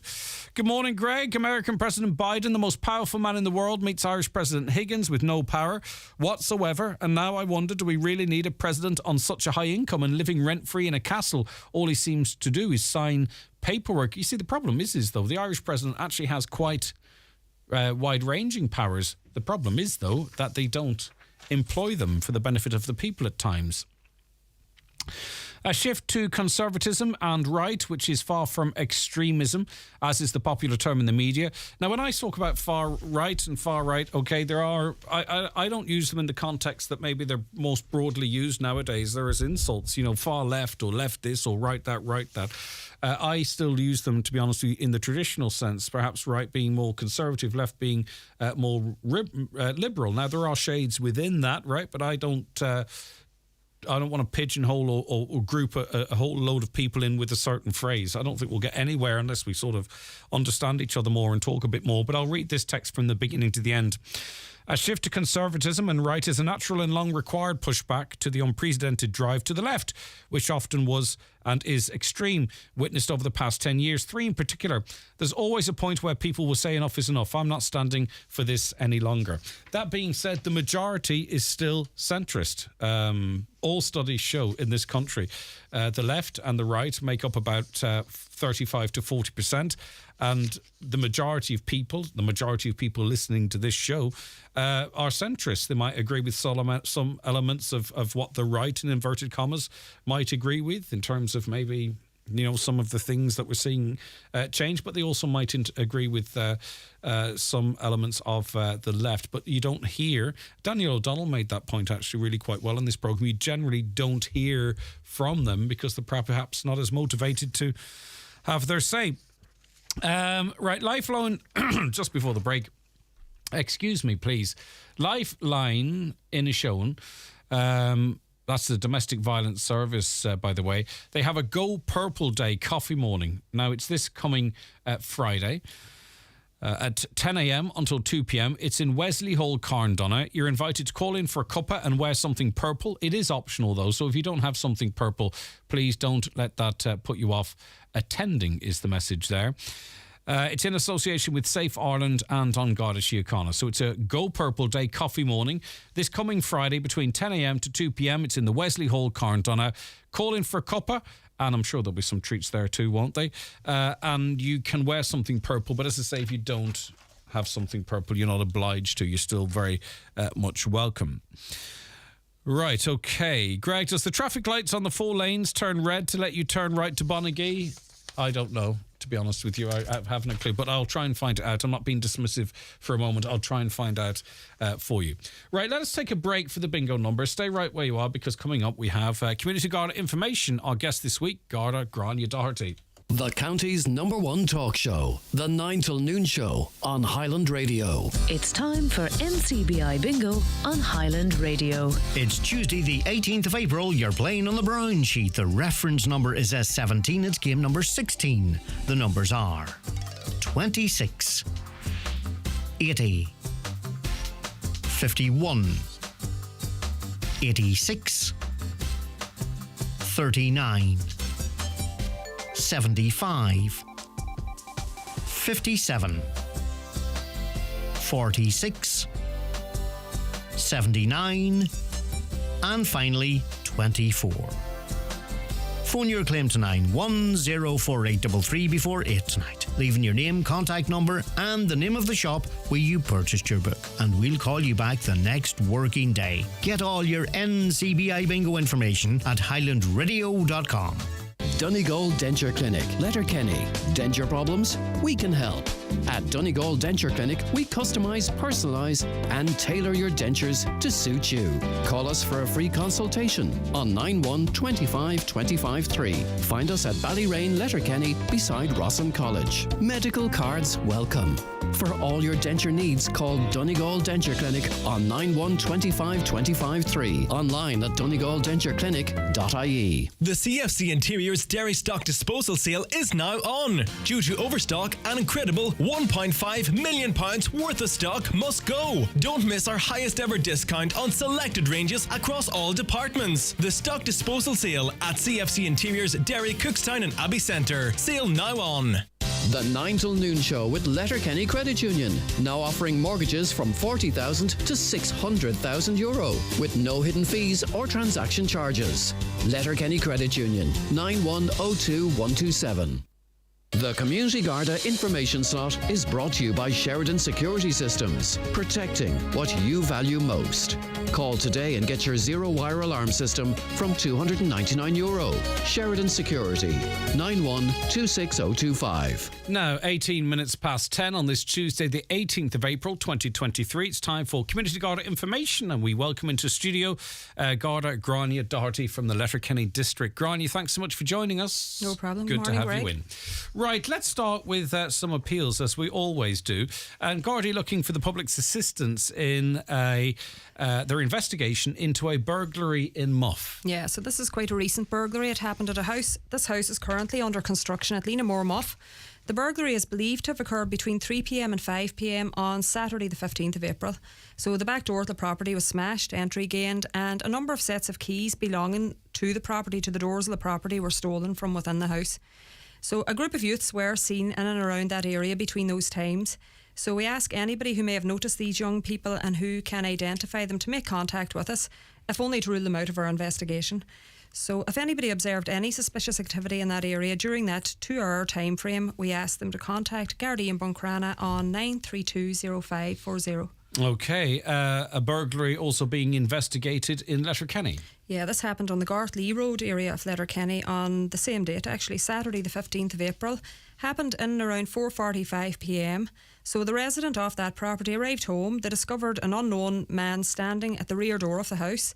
So this man, upon seeing that the resident had returned, took off running, headed off in the direction of Whitethorn. So the rear window of the house had been smashed, entry had been gained again, a number of rooms had been disturbed, and a small amount of cash had been stolen from the property. So this man was described as being quite tall, close to 6 foot possibly, with short hair. He was wearing blue jeans and a blue jacket. So anybody that may have seen this man in the area of the Garthley Road or in the area of Whitethorn, we would ask them to make contact with us, or if anybody travelled in those areas, the Garthley Road or within the Whitethorn area, and who had a dash cam between maybe 4:15 p.m. and 5 p.m, we ask them to contact us also. All right, and another burglary being investigated in Letterkenny a couple of days beforehand. Yeah, this happened at a house in Fairgreen Park, Letterkenny. It occurred between 10 p.m. on Thursday the 13th of April and 4 p.m. on Friday the 14th of April.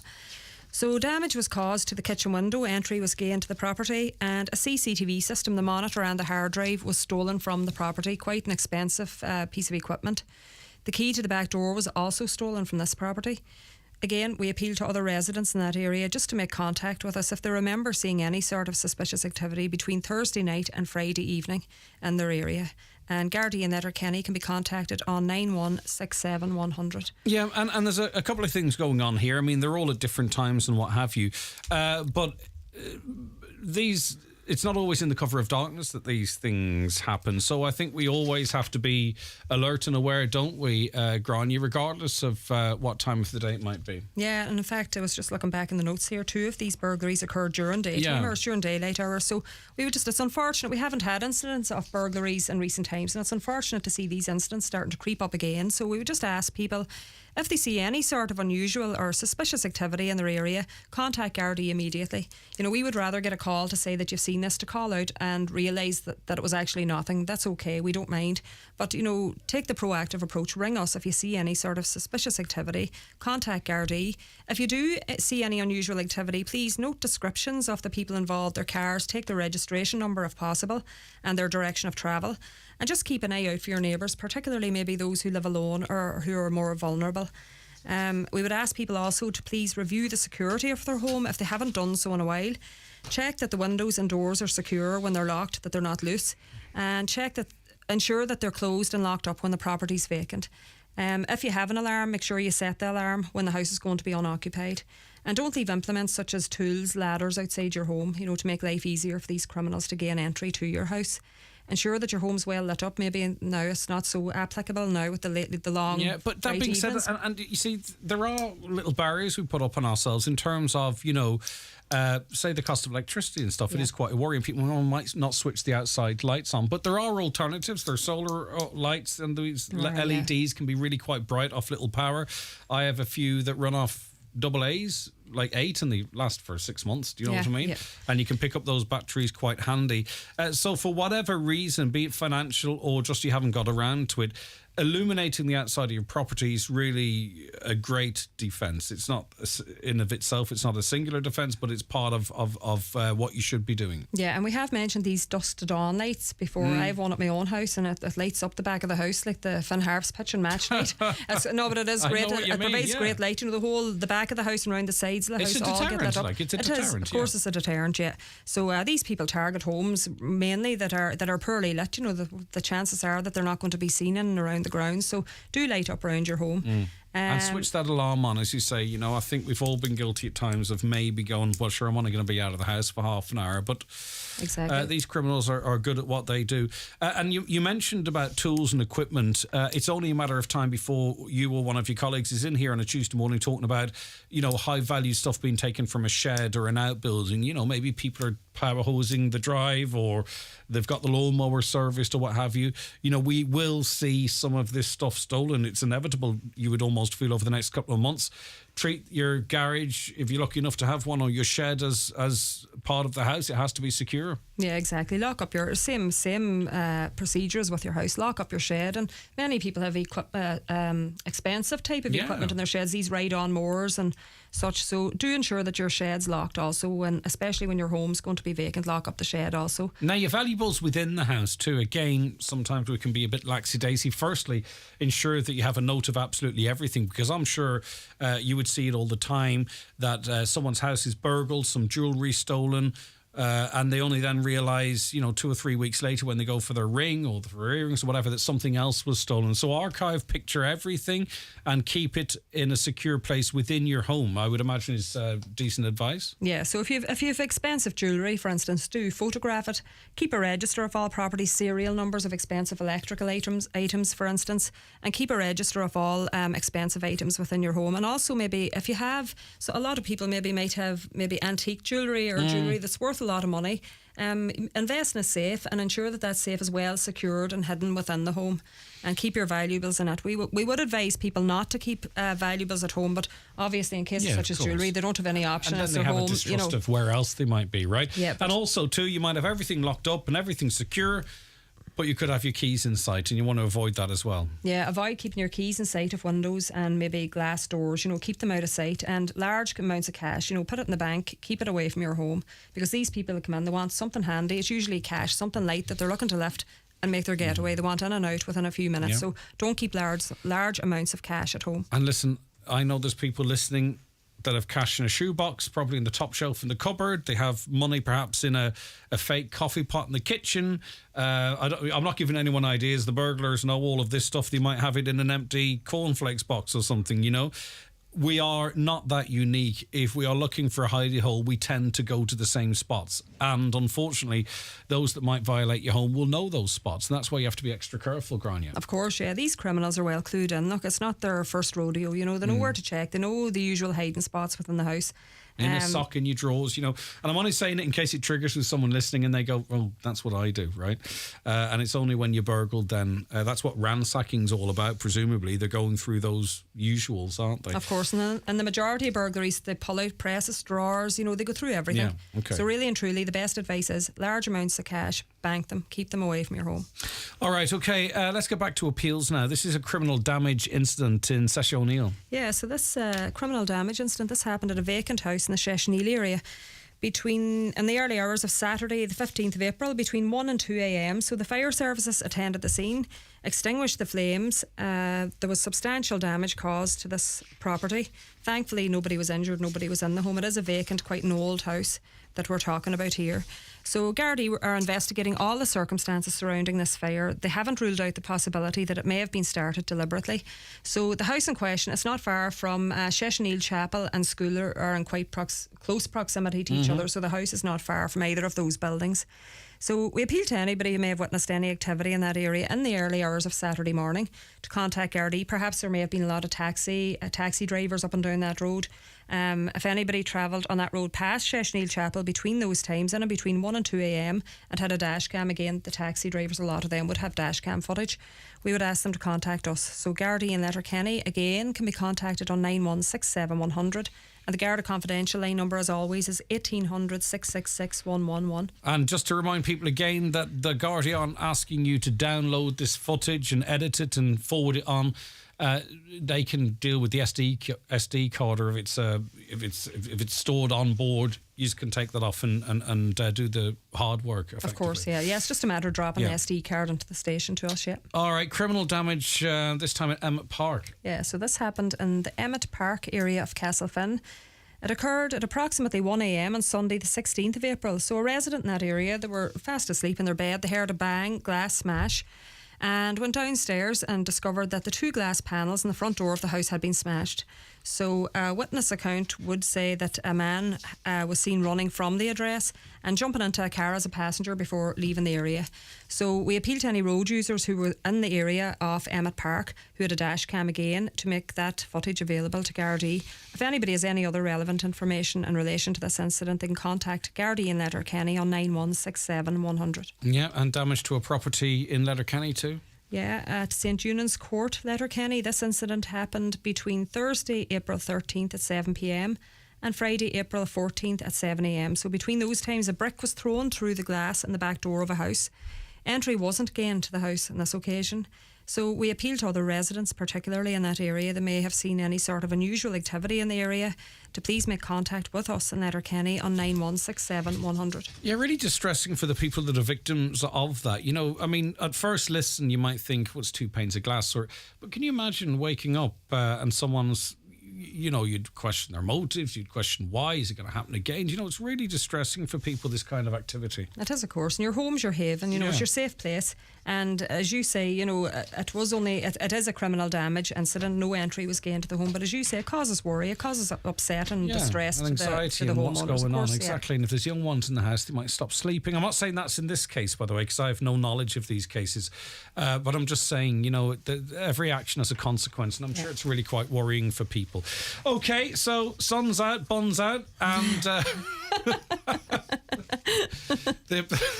the car abandonment is about to begin. Gardaí have started patrolling the beauty areas, the usual areas where tourists and locals alike park up to enjoy the sun, and we're waiting on the sun to come out for a long time. So I think over the past few days, these tourists and beauty spots have been quite busy. So we're just asking, look, all visitors to beauty spots over the coming months, weeks and months, to please park responsibly. Ensure you're not blocking access for emergency vehicles, and be very aware also of the fact that there are local residents in these areas, you know, to park responsibly and not block access for them. Always take your rubbish home. The only thing you should leave behind are your footprints when you're visiting anywhere. You know, pack up your rubbish in a bag in the car, take it home, or find a nearby bin, dump it in there. Go and say it. What's the only thing you should leave behind, Grania? Your footprints. Not said your footprints. Did you say it already? Sorry, I was zoned out. Do you know why? Because I was going to say, when you talk about access for emergency vehicles, so important. Slipways again, you know, where an access to slipways, where. And you could be one of those people out in the water where people have to launch really, really quickly. It's not just that. It could be ambulance access to Merva Beach or something, or wherever it might be.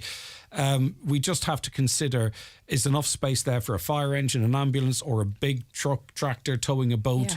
Because it could actually be us, ironically, that they're coming to save, and it could be us that at the same time has blocked their access. And we know every second counts, Grania. It could, yeah. And as you said about the boats particularly, I mean, that's a life or death situation. Any sort of a hold-up could be the difference between life and death for the person that's in distress, Yeah. And you could have all your car windows locked. But if you leave your laptop or your bag or whatever is sitting on the front seat, it doesn't take much to smash a window, and you're dealing not only with the loss of your property but damage to your vehicle as well. Yeah, and it's actually amazing the amount of people that do leave handbags lying within full view. Not a handbag, but I've done it myself. Yeah, and I've come back and I thought, I hope Granny hasn't walked past the car, because I've done it myself. It's so easy to do, because you just forget about these warnings after a while. That's why you have to keep mentioning them. Yeah, well, just look, our advice is, ensure your car's locked. If you're leaving it, ensure it's locked. Leave your windows up.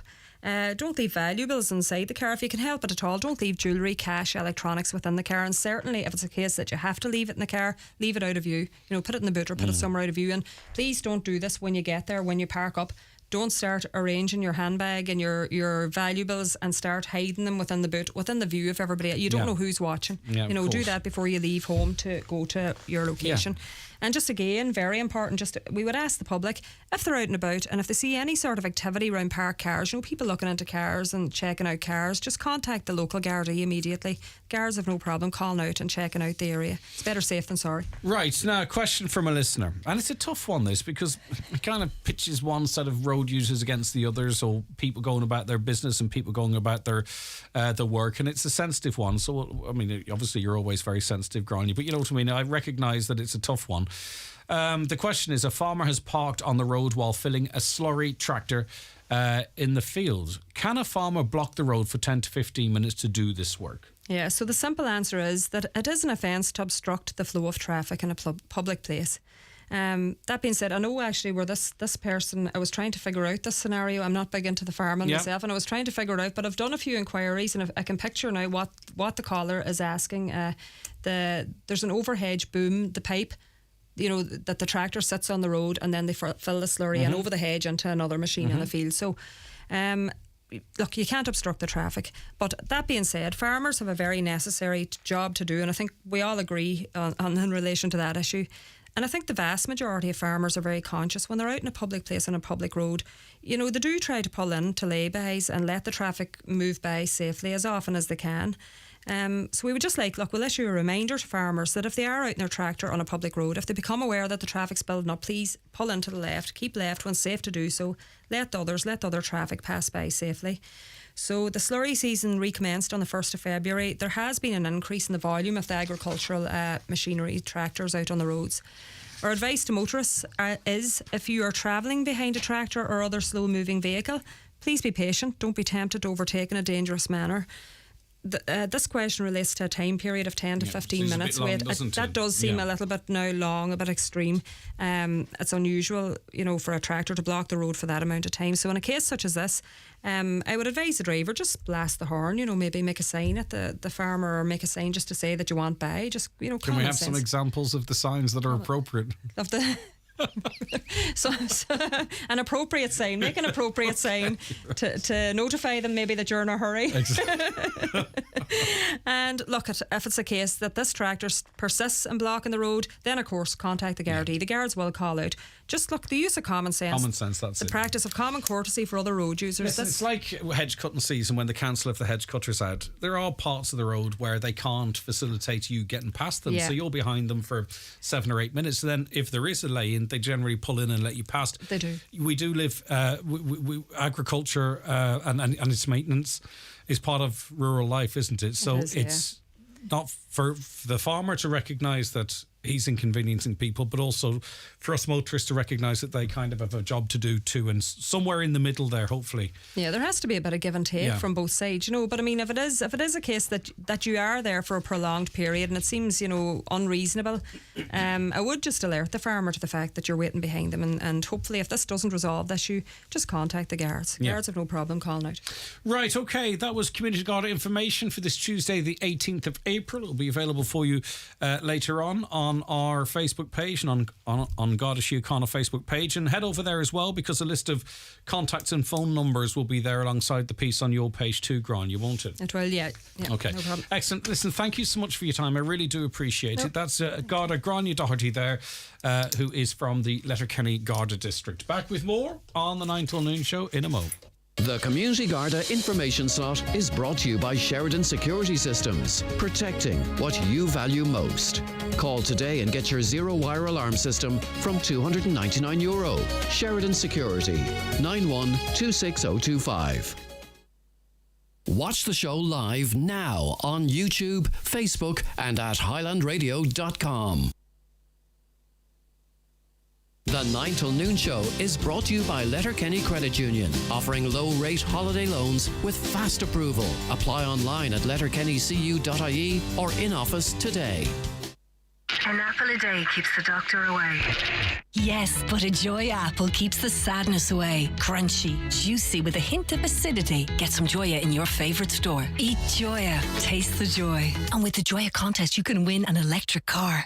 April is a time for wellness, so why not treat yourself at the award-winning V-Spa set within the confines of the 4-star Villa Rose Hotel Ballybuffet. As a sanctuary of relaxation, the V-Spa specialises in advanced skincare and facials together with chemical pills and microneedling. This April, the V-Spa have created a collection of spa packages that will leave you feeling refreshed and rejuvenated. View the spring spa packages and overnight escapes online today on villarose.ie.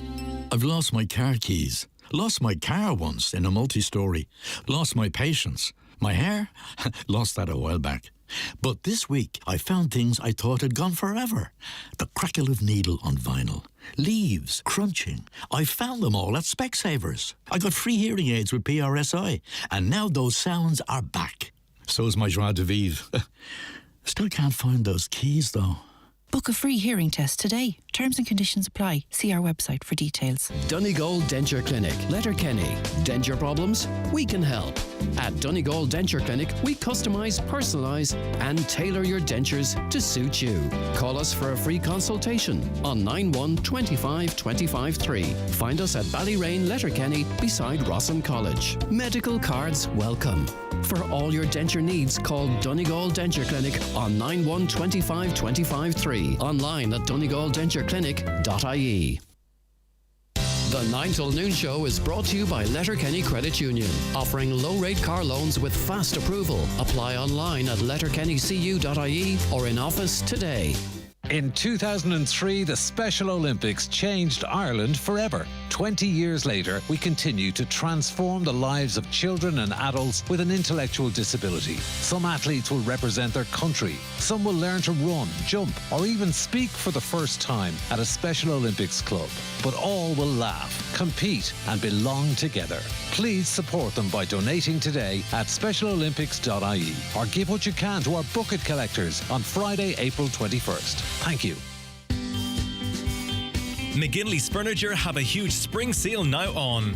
It includes selected suites, beds, mattresses, living room and dining room furniture. Also savings on occasional furniture, including lamps, pictures and mirrors. With up to 40% off. It's one furniture sale you don't want to miss. That's on right now at McGinley's Furniture, Portlink Business Park, Port Road, Letterkenny. See mcginleysfurniture.com. No matter how busy we are, how can we make the most of our lives each day? By spending quality time together or spending time giving back. However you spend each day, spend it doing what matters to you with Debit MasterCard, because a life well spent is truly priceless. Learn more at mastercard.ie. Preparing for a special occasion? Sorrento Shoes has the finishing touch. Shoes and bags in pastel shades, bling or classic neutrals. Sorrento Shoes. Available in all leading shoe stores. Highland Radio weather updates with Ireland West Airport. Fly with Aer Lingus on their new daily service to London Heathrow and connect onwards to 80 plus destinations worldwide, including New York and Boston. Ireland West Airport. Don't just take off, take it easy. Okay, so mist and fog have cleared to leave a dry and mostly sunny day. Moderate easterly breezes will keep temperatures around about 15 to 16 degrees across this region. Okay, we're talking now about the Eye Care Autism Conference 2023, which is taking place in the Inishowen Gateway Hotel Buncrana on Saturday the 29th of April. It runs from 11 a.m. to 4 p.m. and we're joined now by a number of guests to look forward to this. First, we'll say good morning to Liam Gill, who is the Eye Adult Manager. Liam, thank you so much for joining us. Thank you, Greg. It's great to be here. I'm sure a lot of work goes into organising an event like this, getting the speakers selected and all that. I suppose it's nice now that it's just on the horizon. Yeah, we don't have long to go now. It's in 2 weeks and thankfully the tickets are selling well and we're really, really looking forward to it, so we are. This is the first conference of this type in Inishowen, is that correct? That's right, yeah. We have like a wide range of guest speakers, so...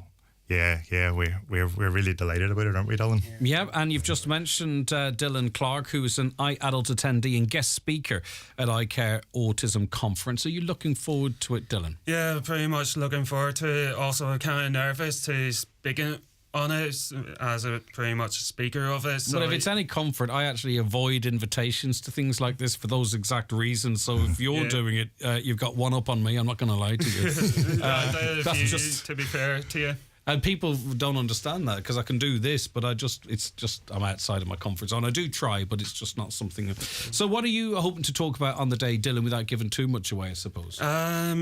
Probably to talk about my experience with autism and how I've grown up to it as the person I've been now, and also about inclusion as well with autism as well. So. Yeah.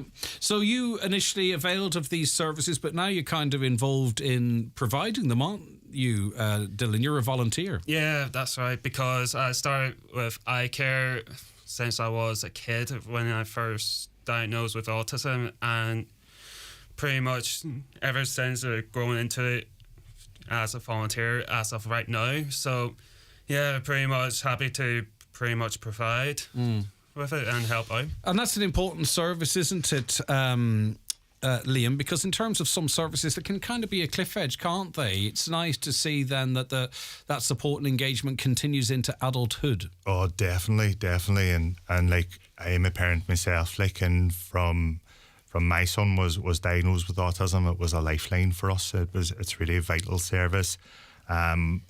Going back then, there wasn't many like different like autism groups even, and to be honest, like when my son first got diagnosed with autism, I had never heard of the word like. So we've got now like this safe, secure centre where children and young people, adults now can just be themselves, and they can learn different skills, and it's just like it's like heaven for them. And how has that? I mean, how has that helped in his development and growth? In other words, just sometimes you ever consider where you all might be if people like yourself weren't working in and providing the services the likes of iCare do? Because there is gaps there in terms of the services that are provided by the state. Let's just put it as it is. Yeah. It has been like a lifeline. Looking at like different gaps, like when. Like a Christmas Day, I remember taking him down to the centre on Christmas Day. But not only that, we were able to get respite every week. We were able to get a few hours for the whole family. So siblings got respite. Myself and the wife was able to go off and do different things. We have had like access to support. There's been like speech therapy, occupational therapy, all different things provided by iCare over the years, and it's been really, really beneficial. And you've seen how it's benefited Ryan himself, like with even those social skills, being able to mix with his peers, mix with other like even siblings and all too. So.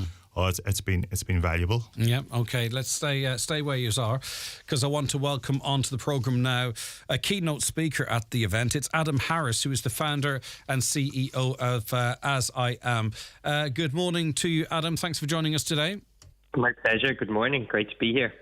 These types of organisations like iCare, it's amazing what they do, and it's just by coincidence. Yesterday we were talking on the programme that it's often those that have family members or are affected by things that find themselves having to create the supports for themselves and others around them. I mean, it's amazing what they do. It's absolutely critical, and I mean, the reality is if we didn't have groups like iCare across the country, many people would simply go without support. And I think that's particularly true when we go outside the Dublin area, where very often, services are even more sparse on the ground, and it's really only by the initiative and leadership of autistic people and parents that groups like this get put in place and people get that vital support. I mean, just a few weeks ago, As I Am published a report called the Same Chance Report that documents the experiences of over 1,600 people in Ireland who are autistic and the barriers they face in day-to-day life. And, the reality is 86% of autistic people don't believe that we get the same chance in society. And I think it's groups like iCare that are breaking down those barriers and giving people the opportunity to participate. Why do we, as a society, as a state, not spend money in this area? Because we know these people exist. We know they need the support. We know their families need the support. But either a decision is made or not made to not help people that are crying out for helps and support. Why do you think we don't provide the funding and the support for these people that really any properly functioning society actually should? I think it's a real, I suppose, in many senses, a lack of vision, because I think what people need to understand is this is a question of not if, but when. If you choose not to invest and not to put in place the support that people need when they are younger, the reality is you're simply kicking the can down the road. And people who could contribute and live independently end up finding themselves in a scenario where they're dependent on mental health services, dependent on social welfare services, and really isolated in the community instead of having that opportunity that everybody should have, which is to fully participate on an even keel with everybody else. I think investment is obviously an issue, and there'll never be enough investment in this area. The other reason why I think our services are so challenged is often the lack of understanding of the needs of autistic people, number one, and number two, the lack of effective planning for those needs. So to just give you an example within the school system, as an autistic person, when I was diagnosed in the late 90s, most autistic people were segregated, attended special education. And on paper, we've made a really significant progress since then. Nearly 90% of autistic children either attend mainstream school in the same classroom as everybody else or in an autism classroom. But at the same time, too, a lot of the people that are employed to work with those children in that environment that you talk of, because of issues in the education system, are finding that they don't have as much time to dedicate to those students as they're allocated. So even that progress you talk of, we're going backwards in that regard. Certainly in the case of families that I speak to. Precisely, because I guess my point is we've moved people into settings and we think that's inclusion. That's not necessarily inclusion at all. For example, there's no mandatory training in autism for teachers. So we have children attending autism classes where the SNAs and the teachers haven't been able to access the training that they need. There's the reality that when people go to school, a lot of the supports they need in the classroom simply aren't there.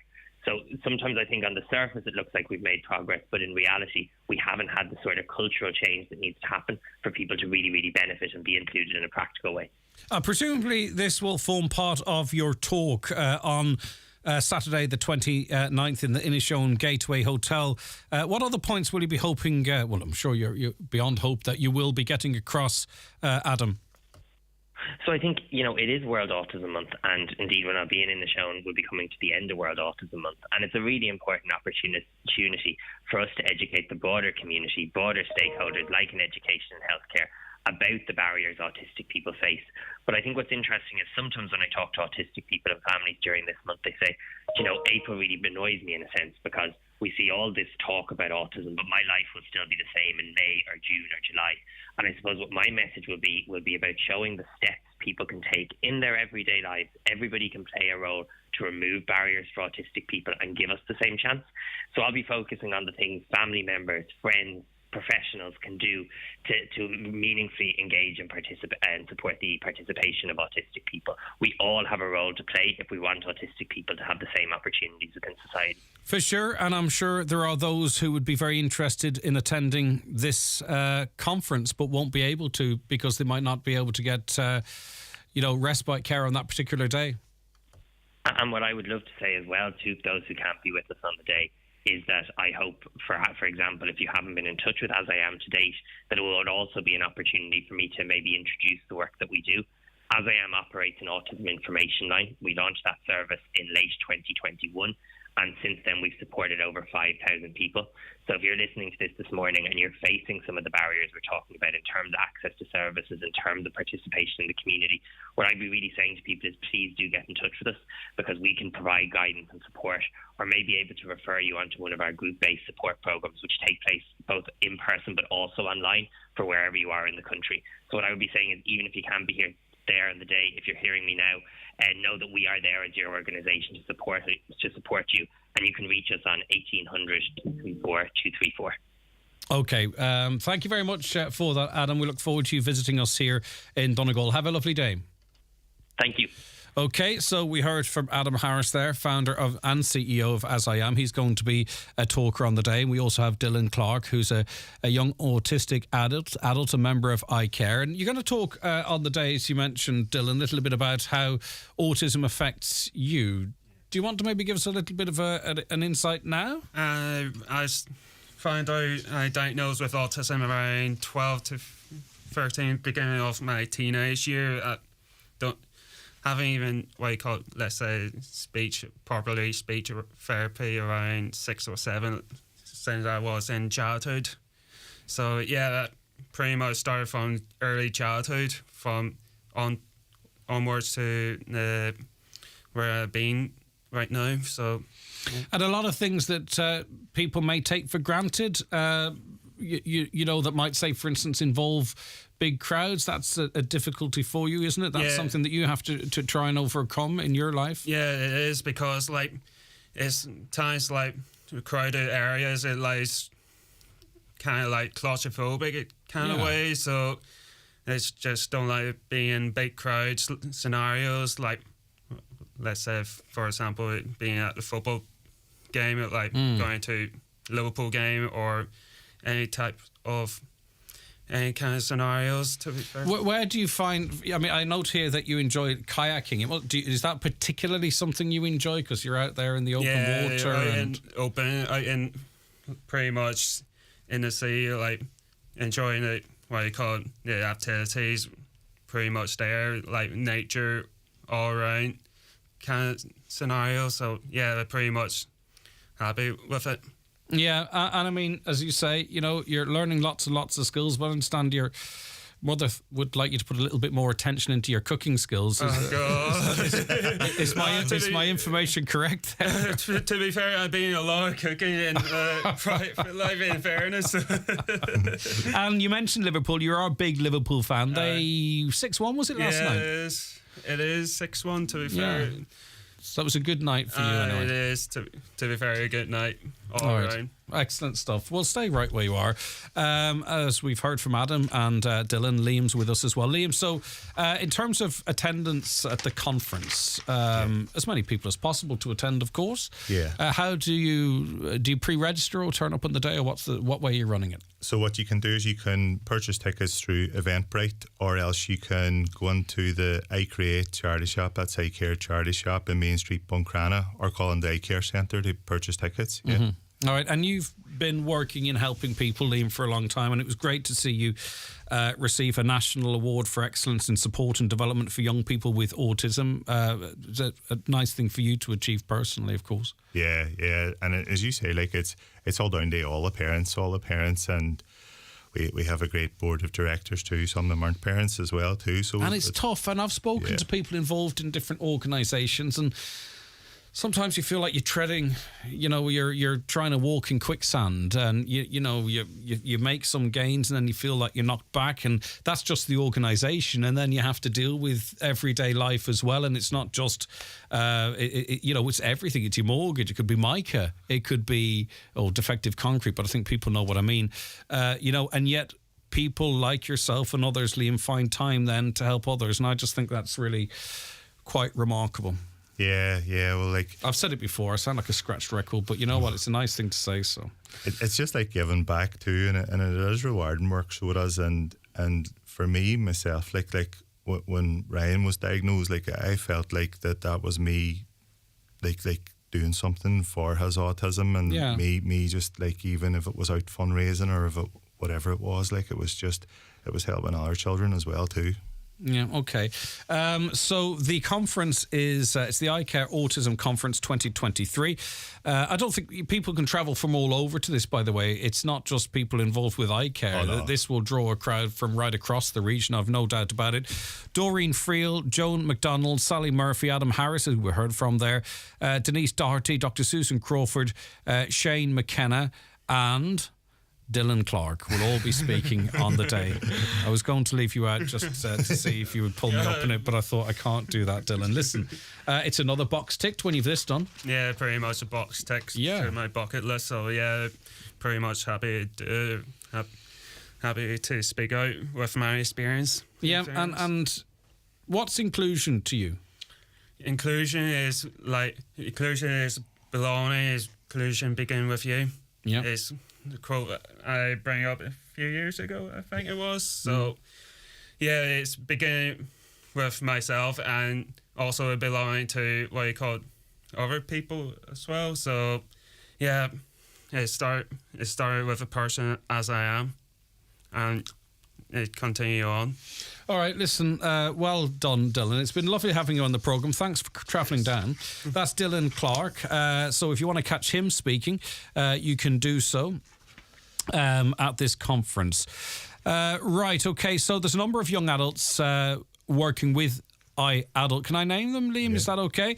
Olivia, Connor, Ryan, Aidan, Chloe, Orla, Sean, Alex and Ronan, all the young people who attend iCare and the Sonath Youth Club as well. We want to say a big hello to them. Is that all right?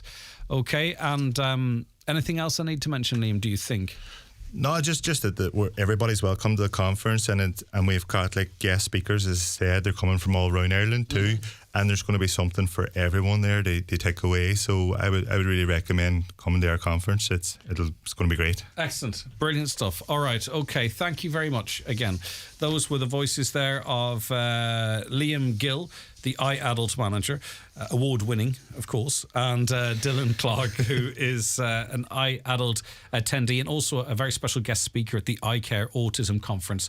Dylan, lovely having you down. Thank you. And we also heard from Adam Harris, of course, who's founder and CEO of As I Am. The 9 till noon show is brought to you by Letterkenny Credit Union, with monster loans available up to €60,000 for all occasions. Visit letterkennycu.ie. The one and only Tom Jones is back, and we're going to be there. Join us as Highland Radio hit the road to see the timeless legend as he headlines Belsonic 2023, Friday 16th of June. Your trip includes luxury transfers, bed and breakfast in the 4-star Clayton Hotel Belfast, and your standing ticket to the outdoor event. Contact us today on 074 9125,000 to see Tom Jones at Ormo Park, Belfast, Friday 16th of June. For day-to-day healthcare needs, generations have trusted the experienced staff at McGee's Chemist Letterkenny. From coughs and colds to aches and pains, from vitamin supplements to first aid essentials. McGee's have what you need when you need it, with a full prescription service available daily. McGee's Chemist, Main Street, Letterkenny. For healthcare help and advice you can always trust. The wind is our greatest natural resource. We're harnessing it to power homes across the country with 100% green energy. Switch to SSC Airtricity, Ireland's largest green energy provider, and get the wind working for you. Switch today and get 15% off electricity and gas. Switching couldn't be easier. Simply go to sscairtricity.com. SSE Airtricity. This is Generation Green. EAB €3,450.12. Offer from the 15th of the 2nd, 2023. Rates valid from the 1st of the 10th, 22. Subject to change. 1 year standard unit rate discount for new home gas and electricity customers and direct debit and e-bill. For details of EAB, T's and C's, rates, exit fees, standing charges and green energy claims, see sscairtricity.com. Get the moss problems in your lawn sorted with Mobacter, the natural product to remove moss from your lawn. Apply Mobacter now and forget. No raking necessary. And Mobacter will not stain your patio areas. Mobacter is the only moss remover approved by the Royal Horticultural Society. Mobacter Lawn Fertiliser for beautiful green, moss-free lawns from local co-ops and garden stores. Check out mobacter.ie for all Viano products or find us on Facebook.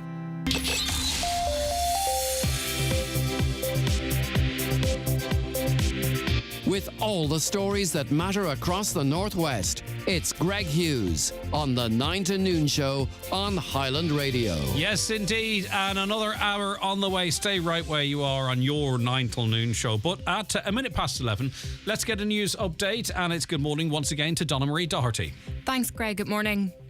The sentencing hearing begins today of a man who was found guilty of the manslaughter of his partner in County Donegal.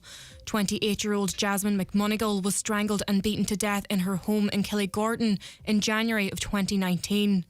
Last month, a court found her on and off partner Richard Burke guilty of manslaughter by reason of diminished responsibility. The Crossroads and Killygordon Enterprise have been awarded €5,000 under the Local Authority Waters Programme. The money will be used to carry out a professional feasibility study into the potential benefits of the River Finn and its tributaries and how they could benefit the local area's economy and health and well-being of inhabitants. A house which is currently under construction at Lenamore Muff was burgled between 3 p.m. and 5 p.m. on Saturday afternoon last. The property was damaged and a number of sets of keys were stolen. Gardaí are asking anyone who witnessed a group of youths in the area at that time or suspicious activity to contact them in Buncrana. A vacant house in Sessionil Balbafay sustained a substantial level of fire damage in the early hours of Saturday morning last. The fire services attended the scene and extinguished the flames. Gardaí are appealing for dashcam footage or any information that may help them in an ongoing investigation into the cause of the fire. Ishka Erin says repairs to a burst water main may cause supply disruptions to Drumkeen and surrounding areas today. Works are scheduled to take place until 4 p.m. this afternoon, with the full restoration of supplies expected 2 hours or so after that. A traffic management plan will be in place for the duration of the works. And finally, Jerry Hutch has been warned by Gardaí that his life is in danger following his acquittal of the Regency Hotel murder. The man known as the Monk is free this morning after being found not guilty of killing the Kinahan gang member David Byrne in 2016.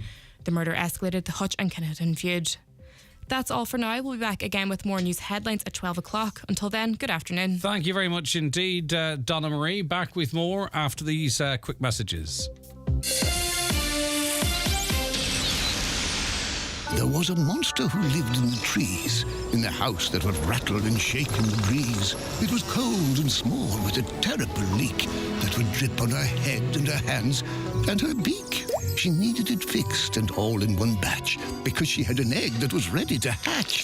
So she went to the credit union for a renovation loan and got new windows, insulation, and extended her home. Monster loans from the credit union. Imagine more. Loans are subject to approval. Terms and conditions apply. If you do not meet the repayments on your loan, your account will go into arrears. This may affect your credit rating, which may limit your ability to access credit in the future. Credit unions in the Republic of Ireland are regulated by the Central Bank of Ireland.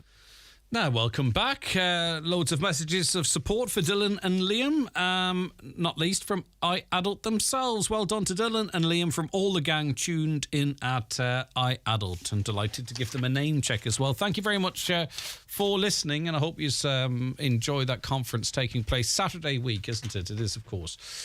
Right, okay. Dan's going to join us now to talk about smart meters. Hi, Dan. Hello, Greg. How are you? I'm okay. I'm all right. Still in the learning process with smart meters. What's your comment? Well, my wife had the sign up on the box, no smart meter, please, and that was all right. The man was round one day a few months ago, and that was okay, so that was all right. So I looked the last day, and the smart meter's in. And I thought that, and the writing of the letter they sent out earlier in the year that DSB, they would give you 2 hours. The ESB had to be cut off for 2 hours before they could work with the box. Mm-hmm. So you have your reservations. You're waiting to see what the story is. You were happy with your own analog meter. You put a sign up saying, "Do not install a smart meter at my property. I don't want it." Yet lo and behold, you opened up the door, and there within lies a smart meter. Yeah, because another woman had just happened to tell me one day in the post office. She said that the same thing happened to her. So Mary checked it then when she came home, and behold, the girl, the meter was in there, and that was all about it. We never seen nobody at no time, and there's nearly always somebody about the house. Do you think it's possible the smart meter was installed before you erected the sign? No, it wasn't. No, because the meter man has been round since. Like he had been round the last time and checked it. Because my point is that you're doing these people out of jobs. That's number one, anyway. Yeah, I get you. Now, I mean, we don't know what the law is in this regard, all right? So we're not making any accusations, but you feel that you've been trespassed here. Well, like, have you any rights anymore? Or it's just people got the right to come in and do something on your property? Like, at least if they'd come and said, right, we have to put it in, that's the law. The ASB gives us the power to go ahead and do it. That would have been a different issue. If they'd come and said, or at least left it open saying that we have installed a meter, at least done that. But they come and done it and hadn't kind of a way. They must have noticed the car wasn't on the street or something, because there'd be somebody there always about the house at 90% of the time. So have you made any contact with the ASB yourself? We'll inquire as to what the no, rules because is. You just go on online stuff, and they'll just somebody answering, and get no answers. I get you. Right, okay. Well, we'll contact their press office. I know they sent out a letter originally. Like, they aren't compulsory. I mean, I know that at this point they will be. Let's just not kid ourselves. They're not compulsory at this stage. Were you ever sent out a letter advising you that you were scheduled to have a smart meter installed, and did you reply to that saying, I don't want one? Yeah, no, the day the man came around, we told him we didn't want one, and in that letter it said that the ESB, the electricity had to be cut off for 2 hours. That's why they would come around and tell you that they were going to do it. They would do it the next day or so. But there was no cut, not that we know of, any electricity cut anyway, and we wouldn't be away that long from the house at any time, but because nearly everything's on electricity, no matter what you go to do. Oh, I know exactly what you're saying. Well, listen, we'll make our inquiries, Dan, and see what the story is, and see if any other listeners had this same experience. Yeah, just find out who else, how many more has been done. I know there's a good few done, because I was chatting to somebody else, and they said that they went to the house and they said they had the power to do it, and that was it. All right, okay. Leave it with us, Dan. Thanks for that. Thank you very much indeed. All right, anyone else have a view on that or an experience of it? 08660 25,000. Now, we've been asked by the Irish Blood Transfusion Service to mention that they have a number of clinics in Donegal this week.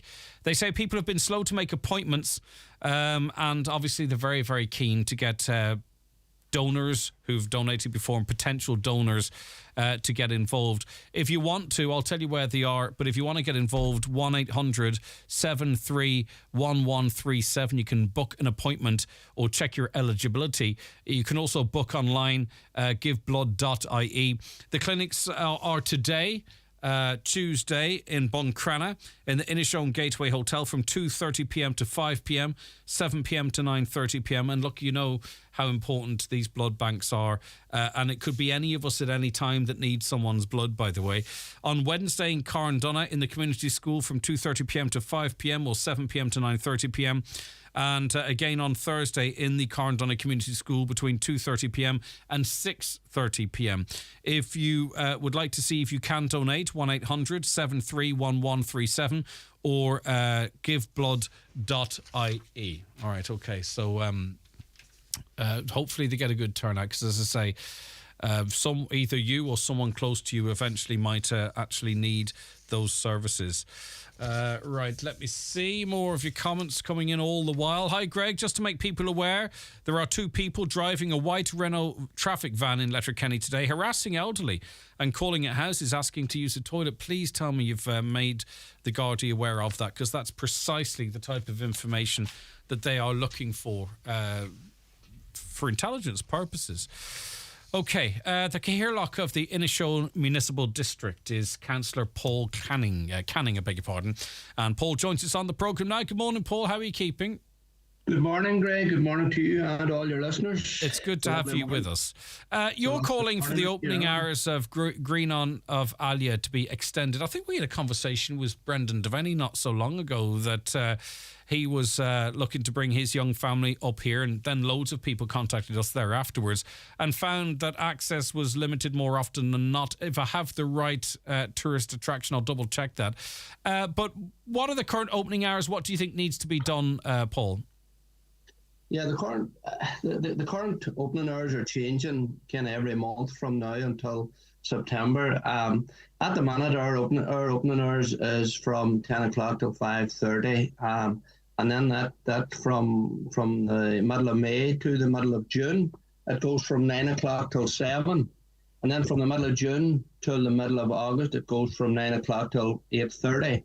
And then it goes back a ways again from the middle of August to the end of September. It goes from 9 o'clock till 7 and so forth. But the problem being is, like, the situation with it, that's is my own word on it. The OPW do not want people visiting the Green and Fort. That's the bottom line. And as proof of that is, if you go onto the internet and go on the OPW heritage sites in Ireland and go places to visit, right? They'll come up with 92 places to visit. None of them will be Green and Avalia. Well, that's They'll not even be on it. disgraceful. That's the jewel in the crown. Now, when we talk about it being opened, and I want to tease out that OPW point with you, is it actual access to it or access to the car park?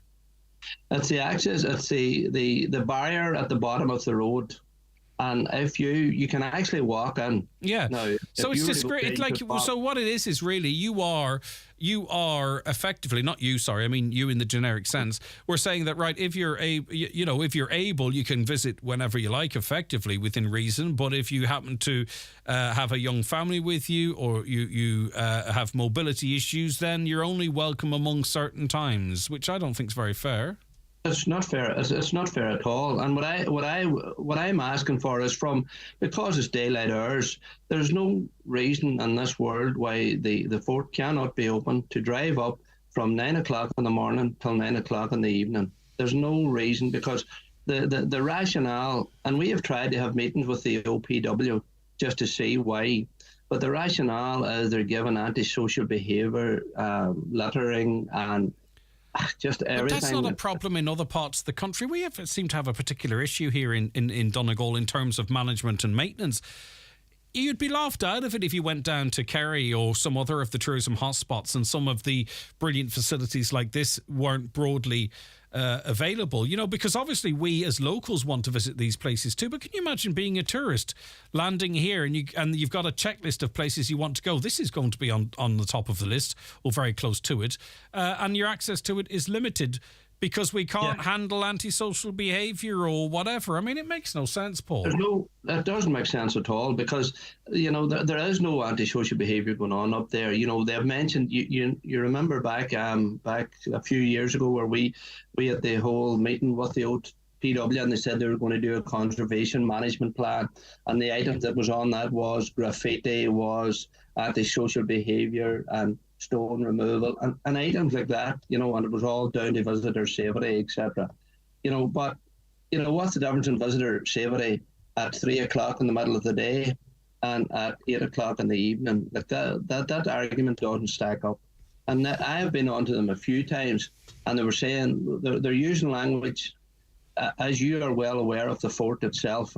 There's steps within the fort, and they're saying that they do not meet current building regulations, and if somebody fell, the insurance. It's a historical site, for crying out loud. Exactly. What do you want barriers and rubber mats and? Yeah, but they just don't, and it's frustrating for all of the members within the Inishowen. Right, let's get back to this OPW not wanting people to visit, that theory that you have. So you search places to visit, you'll get 92 suggestions. This is not on it. So tease it out a bit more as to what you mean they don't want people there, or why would they not be promoting or advertising it? Yeah, it's because of, it's in my opinion, it's because of insurance reasons. They don't want to promote too many people up there. There's over 100,000 people going up to that as we speak. But if you were to go now and you go on the heritage site, you'll find it very difficult to get green in a valley. But that makes no sense. I mean, you can't be a little bit pregnant. If you're letting some people in, you by not advertising it to limit the numbers because of insurance, but people are already in there, it's embarrassing. It's nonsensical. That's what we're trying to tease out, but they'll not meet with us. We have requested on a number of occasions. We've sent letters to all of the ministers that was, and they've changed a couple of them, asking them, and they come back with the same rhetoric that their financial implications and there's health and safety issues, and we can't open it for these reasons and that reason. It does not make sense. It doesn't help the people at all. And if you were working to 5 or 6 o'clock and you wanted then in the evening to take, as you said about Brendan Devaney, wanted to take the children there at one evening or the weekend, and he had to carry them. Listen, it'll do Brendan no harm to do a wee bit of exercise, but he had to carry the youngsters from the bottom of the hill, and it's a steep climb up to the fort. And all we're asking for is the person that's closing the barrier to just close it 3 hours later. It doesn't cost any more, and it does not make sense, because if there's any anybody up there at all, surely the health and safety matters. Do we know? And I'm not trying to catch you out, but just a curiosity, right? Say it closes at 6, and there's 3 cars up in the car park. Are they asked to leave before they close the gate? I mean, there surely already must be some level of flexibility there, no? I don't know really how that might work logistically, but... There is a little level of flexibility, and that's sort of part of a local argument that if somebody's up there and it's technically it could be open longer than that to let the people out. But the barrier then would be the person would be more or less standing at the barrier, letting the people out, but letting nobody else in. Yeah, you see, I mean, let's just say you opened it till 10 p.m. in the summer. You will also have some people that are still up there, and someone so they do have to come up with a solution, because obviously it just becomes another time where you have the same kind of issues, if you know what I mean. So it does require some level of, even if it was a gate, let's say an electronic gate, right, that only opens on the way in at a certain time, and then you can drive out and it will open. Do you know what I mean? One of those sensor gates. Yes. You know, just a little bit of common sense, and have that switched off at a certain time so it won't lift or go. Do you know? And then no one has to call out there. I mean, it's 2023, right? Next year, we'll probably all be being told what to do by robots the way things are going, right? Surely we can come up with some sort of a mechanical solution to a gate so we don't have some poor person standing there holding a gate, waiting people to leave and having to tell them they can't go up. Automate it. Is there only one entrance, Paul? Yeah, there's only one entrance. Put one of those gates with a timer on. Yeah, and the whole thing is wrong. But if the OPW would meet with us, we have had these discussions, but they're putting it all down. We'll wait till we do the management plan. We have the management plan done. It's done now 4 or 5 years, but they'll not come back to meet us to have this discussion. And in fairness to the board Falch and people like that, they want to promote the Greening Board, but their hands are tied because of the restrictions. Well, it'd be board fault. It's you guys and the council that get it in the ear. Let's face it. I mean, the OPW. What is the OPW? Where are they based? Who are they? What is the face of the OPW? Do you know what I mean? And I suppose it can be a little bit like Irish Water to some extent. That how can you hold them to account when you don't really know who's making these decisions? Who is making that decision? Who decided that you can put on sort of electronic gates out at Friars, in that area, for example, or Ard, sorry, I beg your pardon, in the forest, for example, but you can't do it at Green on a Valley? Do you know what I mean? Who's making these calls? They're unaccountable. Exactly, and it's a committee that there might be at the end of the day a CEO. And we have met with a Frank Shelby, and he has said that he'll come back to us after the management plan, but he hasn't come back to us. Now, his role might have changed since, but they tend to once blaming the other and saying, well, we need to do this and we need to do that, and there's nobody actually stepping up to the plate and doing what needs to be done for the fort. Right, okay, so where do you progress it from here? I know you're going to raise it at council meetings. I know you're talking to us about it, and I'm presume talking to the other press as well, but like what... we're heading into another summer season of discontent, really, whereby the full potential of one of our jewels in our crown is not being realised. Of course, there's frustration for the locals, but as I say, visitors to the area, they're scratching their heads wondering, is this only here? Is it everywhere? You know what I mean? We're shooting ourselves in the foot, or should I say the OPW is shooting us in the foot. So what's the solution? Well, we have requested yet another meeting with the OPW to come and meet the elected members of the Inishowen MD at the last MD, and at that point in time, we're starting to sort of use language that listen. At the end of the day, I know it's a private road up there, but Donegal County Council have taken over that road, and the powers that Donegal County Council have in relation to that road needs to be enacted in relation to what you're on about, your barriers, etc., etc. Well, of course, there's no electric power at the gates, Civil and Green on, but listen, You know, they built the Harry Blaney Bridge. We can get a power cable up to, you know what I'm on about. That's not insurmountable, I'm sure. And I'm not saying that's the solution, but that's the type of solution that's out there, is all I'm saying, Paul. Well, we're very our solar panels, etc. now is getting well advanced, so maybe there's an avenue there as well. Exactly. Okay. Right. Keep us updated with any updates. That one is filed in the "it doesn't make any sense" category, which is filling up all the while. But hopefully, a solution or resolution is found, Paul. Yeah. Thanks, Greg. All right. Take care of yourself. Thanks for taking the time out to chat to us today. 086 60 25,000. The county's #1 talk show, The 9 till Noon Show on Highland Radio. The 9 till Noon Show with Letterkenny Credit Union. Simplify your debts with a debt consolidation loan from Letterkenny Credit Union. Call us on 074 910 2126 or apply online via our app or in office today. Super Value makes saving money as easy as 1, 2, 3. 1. We match Aldi on the products you love. 2. Great special offers like selected Pampers Jumbo Plus nappies and pants, any 3 for €30. Exclusive to Real Rewards members only. And 3. Money off vouchers every week on the app. So follow the 1, 2, 3 and save money at Super Value. T's and C's apply. Why did I choose Ulster? I wanted a university who could give me the biggest possible future, but also the best possible time now. Somewhere I could make friends and have good crack, but also to set me up for the best job possible. I'm planning to take up one of the study abroad options, and then my big plan is to specialise in media law in LA. But for now, NI has one of the lowest student living costs in the UK. So, night markets, here I come. Learn why over 30,000 students choose Ulster at ulster.ac.uk/go north. Apply now for this September. It's the Right Price Tiles and Wood Flooring biggest ever sale. Up to 50% off everything in store. All tiles, all wood flooring, all outdoor slabs, cladding and bathware. Everything slashed in price. This sale is not to be missed. The Right Price Tiles and Wood Flooring biggest ever half-price sale is now on. Are you worried about trees on your property?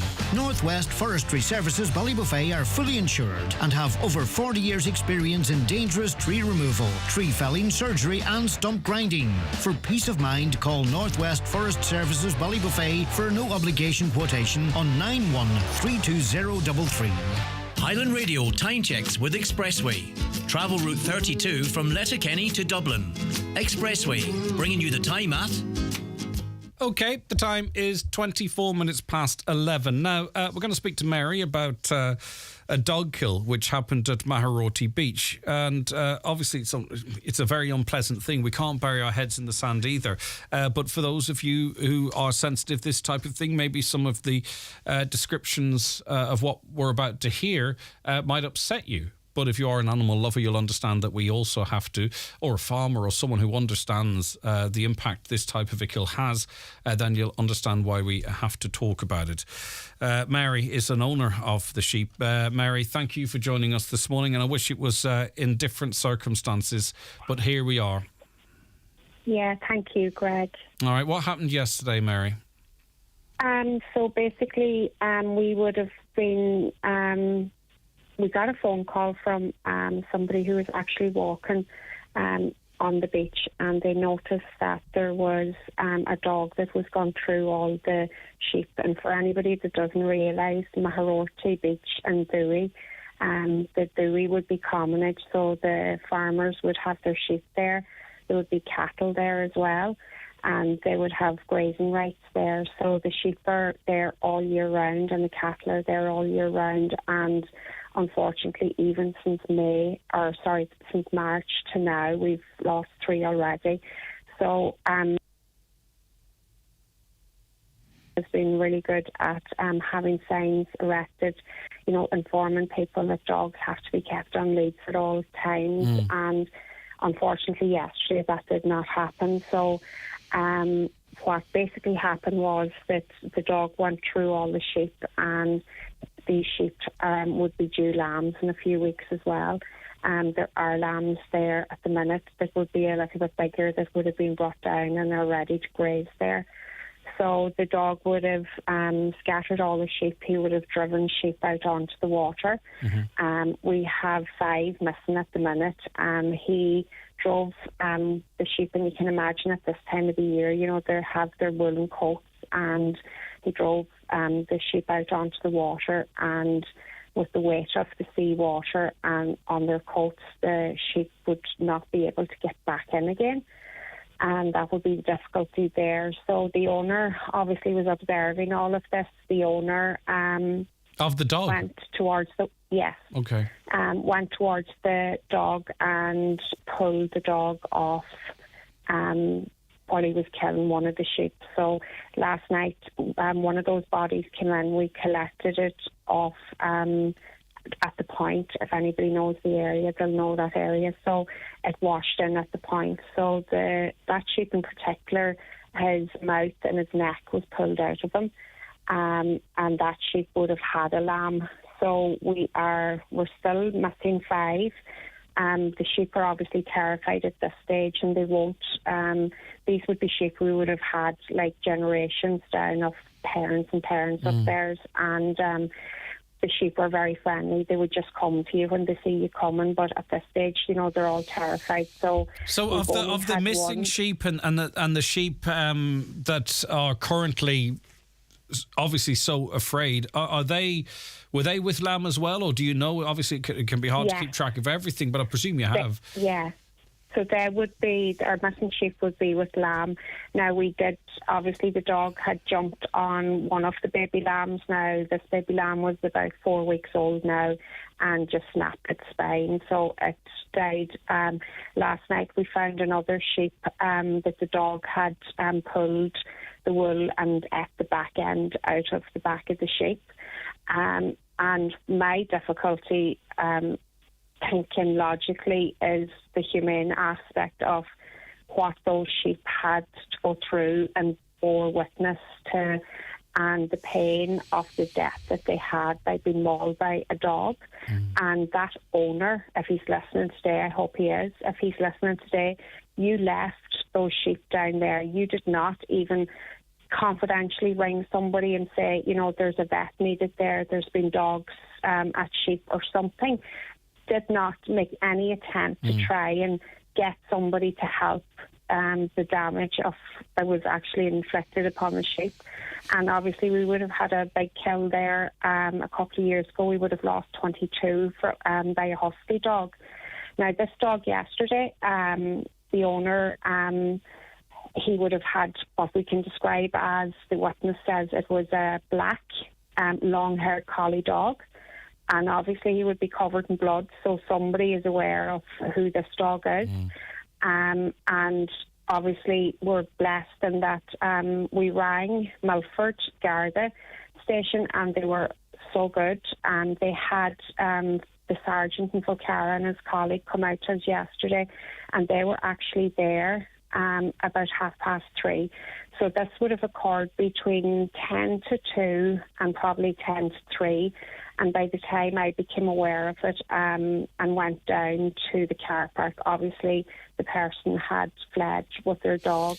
But we're lucky in that we do have a community centre there that has CCTV, and we also have the school at the top of the lane, which has CCTV. But it's regardless of the cost of the death of sheep or whatnot, it's the upset on the sheep. It's the suffering that occurred because of this.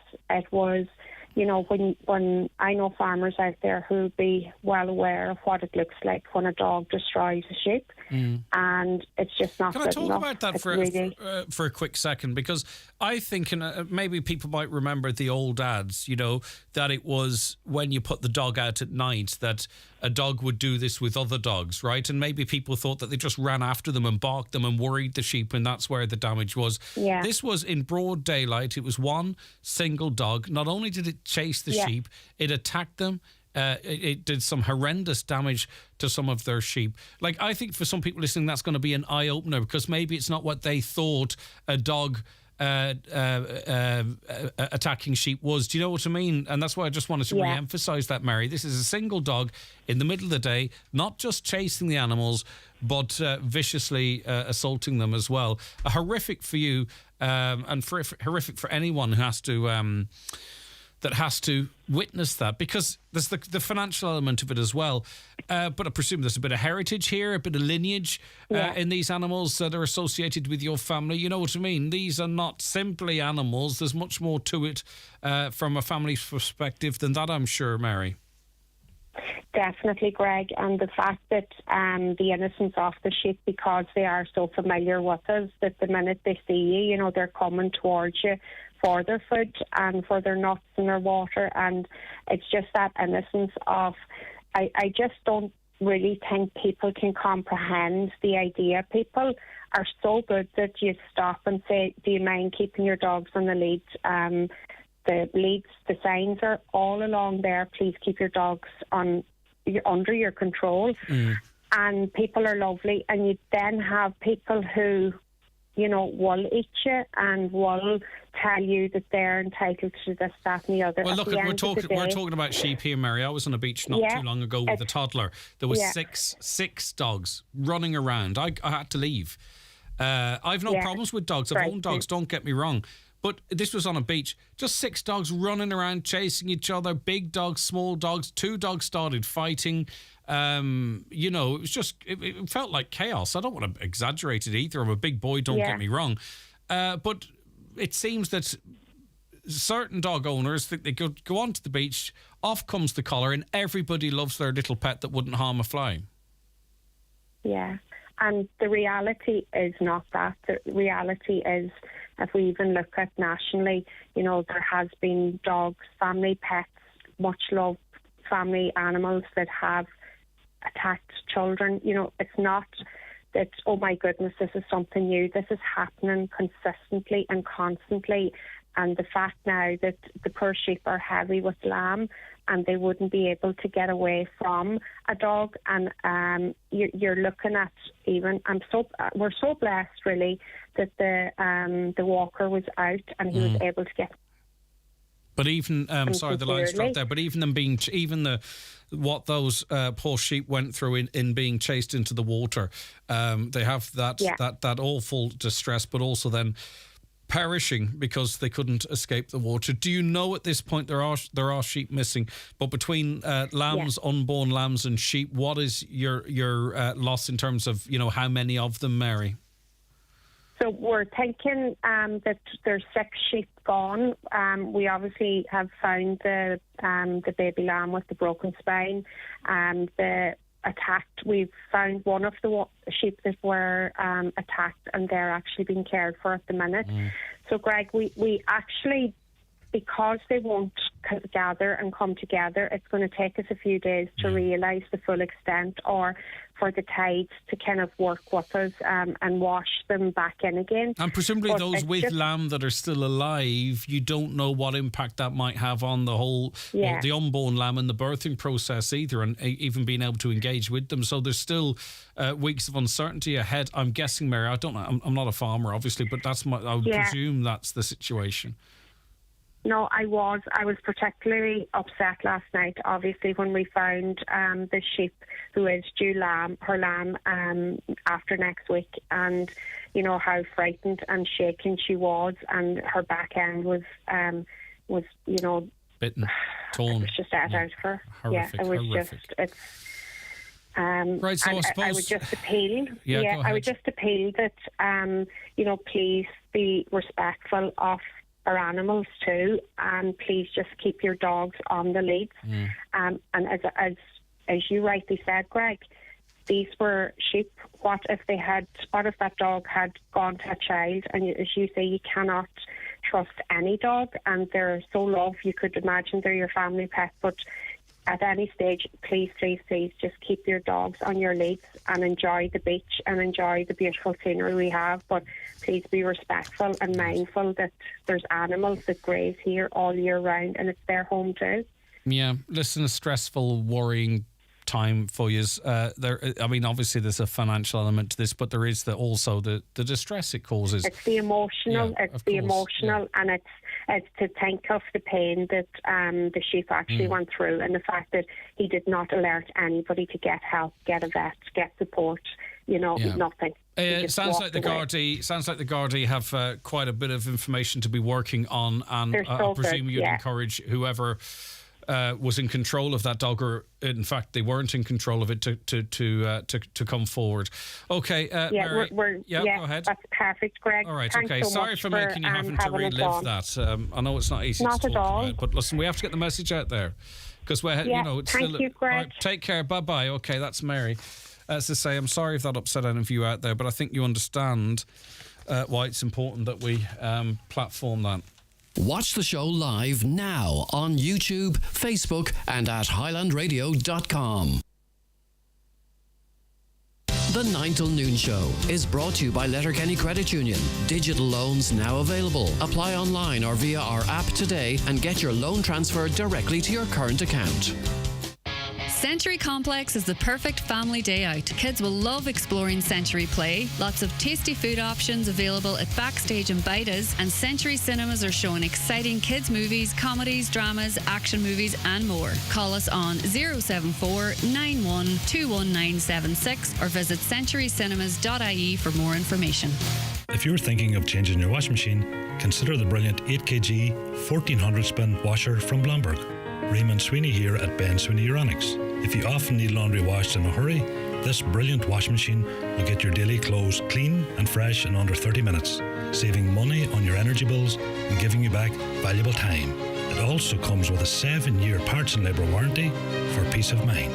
Call in to us and see for yourself at Ben Sweeney Euronics, Port Road, Letterkenny, or in the shopping centre down low. Spring into action with the Lidl Garden event with quality parkside gear for less. We've trimmed prices on our hedge trimmers, was $89.99, now $69.99. Or parkside petrol lawnmowers at cut above at an incredible $199.99. And you'll dig our garden tools at just $249. On sale from April 20th while stocks last. Lidl, more for you. Irish National Opera presents the French classic romantic opera Werther, a masterly portrayal of hopeless love between the passionate poet Werther and a married woman. An opera full of sweeping melodies, including one of the world's most famous tenor arias. At Angreenan Theatre, Letterkenny on Saturday the 22nd of April. Tickets from €27. See angreenan.ie. Funded by the Arts Council. Are you looking for a way to invest for your long-term goals but think you can't afford to? John F. Lowery Financial Services can help. Did you know that you can invest in stock markets and other growth assets with as little as €100 per month? There are many great benefits to saving apart from the obvious. It makes you feel good, reduces worry, prepares you for emergencies, teaches self-discipline and gives you choice. These benefits all make for a healthier, more stress-free environment. So why wait? Start your investment journey today by visiting jfl.ie. John F. Lowery and Associates Limited, trading as John F. Lowery Financial Services, is regulated by the Central Bank of Ireland. Investments can go down as well as up. Past performance is not a reliable guide to future performance. Okay, Ger Deering is the Ombudsman for Public Services, and obviously very busy this morning, so we appreciate your time, Ger. Thanks for joining us. Thanks, Greg. Glad to be with you today. Right, okay. So your office's investigation has found an unreasonable and inflexible approach by the HSE in reimbursing patients for treatment in other countries. And I must say, Ger, we're delighted that this has been found in this part of the world, because a programme like this, as you can imagine, Ger, we're speaking to people all of the time. A lot of people left with huge bills and inconvenience and what have you. So talk to me about the key findings, if that's okay. Yes, thanks, Greg. As you mentioned, and I think it's probably particularly relevant to people in your area because there's a border very close to you, and this cross-border initiatives, these allow people to have treatment in other EU countries and indeed in the UK and Northern Ireland. So what we found were people who had entered into these schemes in good faith, who had their treatment carried out and then sought a refund, were stymied at the last hurdle because of usually a technicality. For example, in some instances we found that a GP maybe had referred the person and not dated the letter, or the GP themselves didn't sign the letter and it was PP'd on their behalf by somebody in their surgery, which is a practice that often happens in business, as we know. So that person would work on the basis of that referral, have the treatment done, pay for the treatment, come back and make an application, and then at that stage found it difficult to, if not impossible, to actually get the money. Another issue that I think would be relevant, and particularly relevant in your own area, is people with pensions from another jurisdiction. So, for example, if somebody has a pension from Northern Ireland or from England, this causes certain complications in relation to the scheme. But in the early days of the scheme, the HSE didn't actually ask whether somebody had a pension from, say, the UK or from anywhere. Later, they did ask on the application form if you had a pension, but didn't explain the consequences.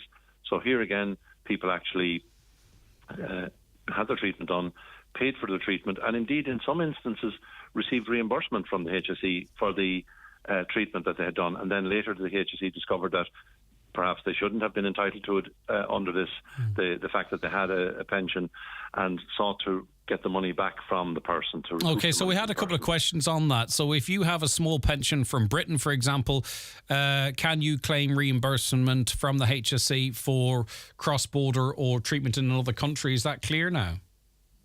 It's not clear, Greg, but what we have asked the HSE to do is make it clear.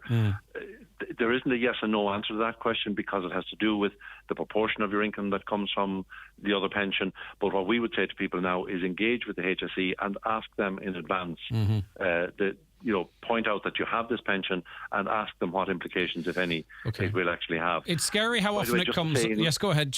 Go ahead. Sorry, Joe. Just in relation to those people, no, but I'm just concerned those people who actually... where the HSE was seeking reimbursement from them. We engaged with the HSE and we asked them not to continue to seek reimbursement. After some engagement, the HSE agreed that they would discontinue seeking reimbursement, but they then introduced what they called a first charge. So in other words, if you try to avail of this scheme in the future, this money would be recouped that way.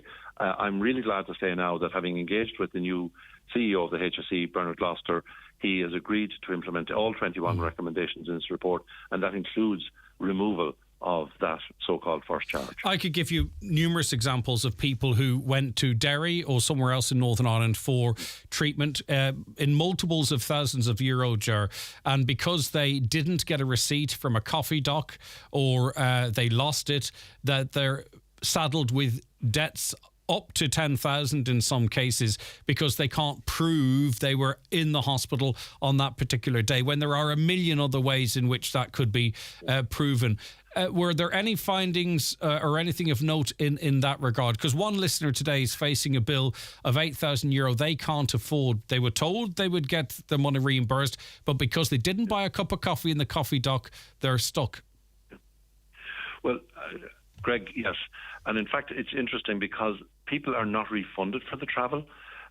So we asked the HSE, well, why then are you asking them to prove travel?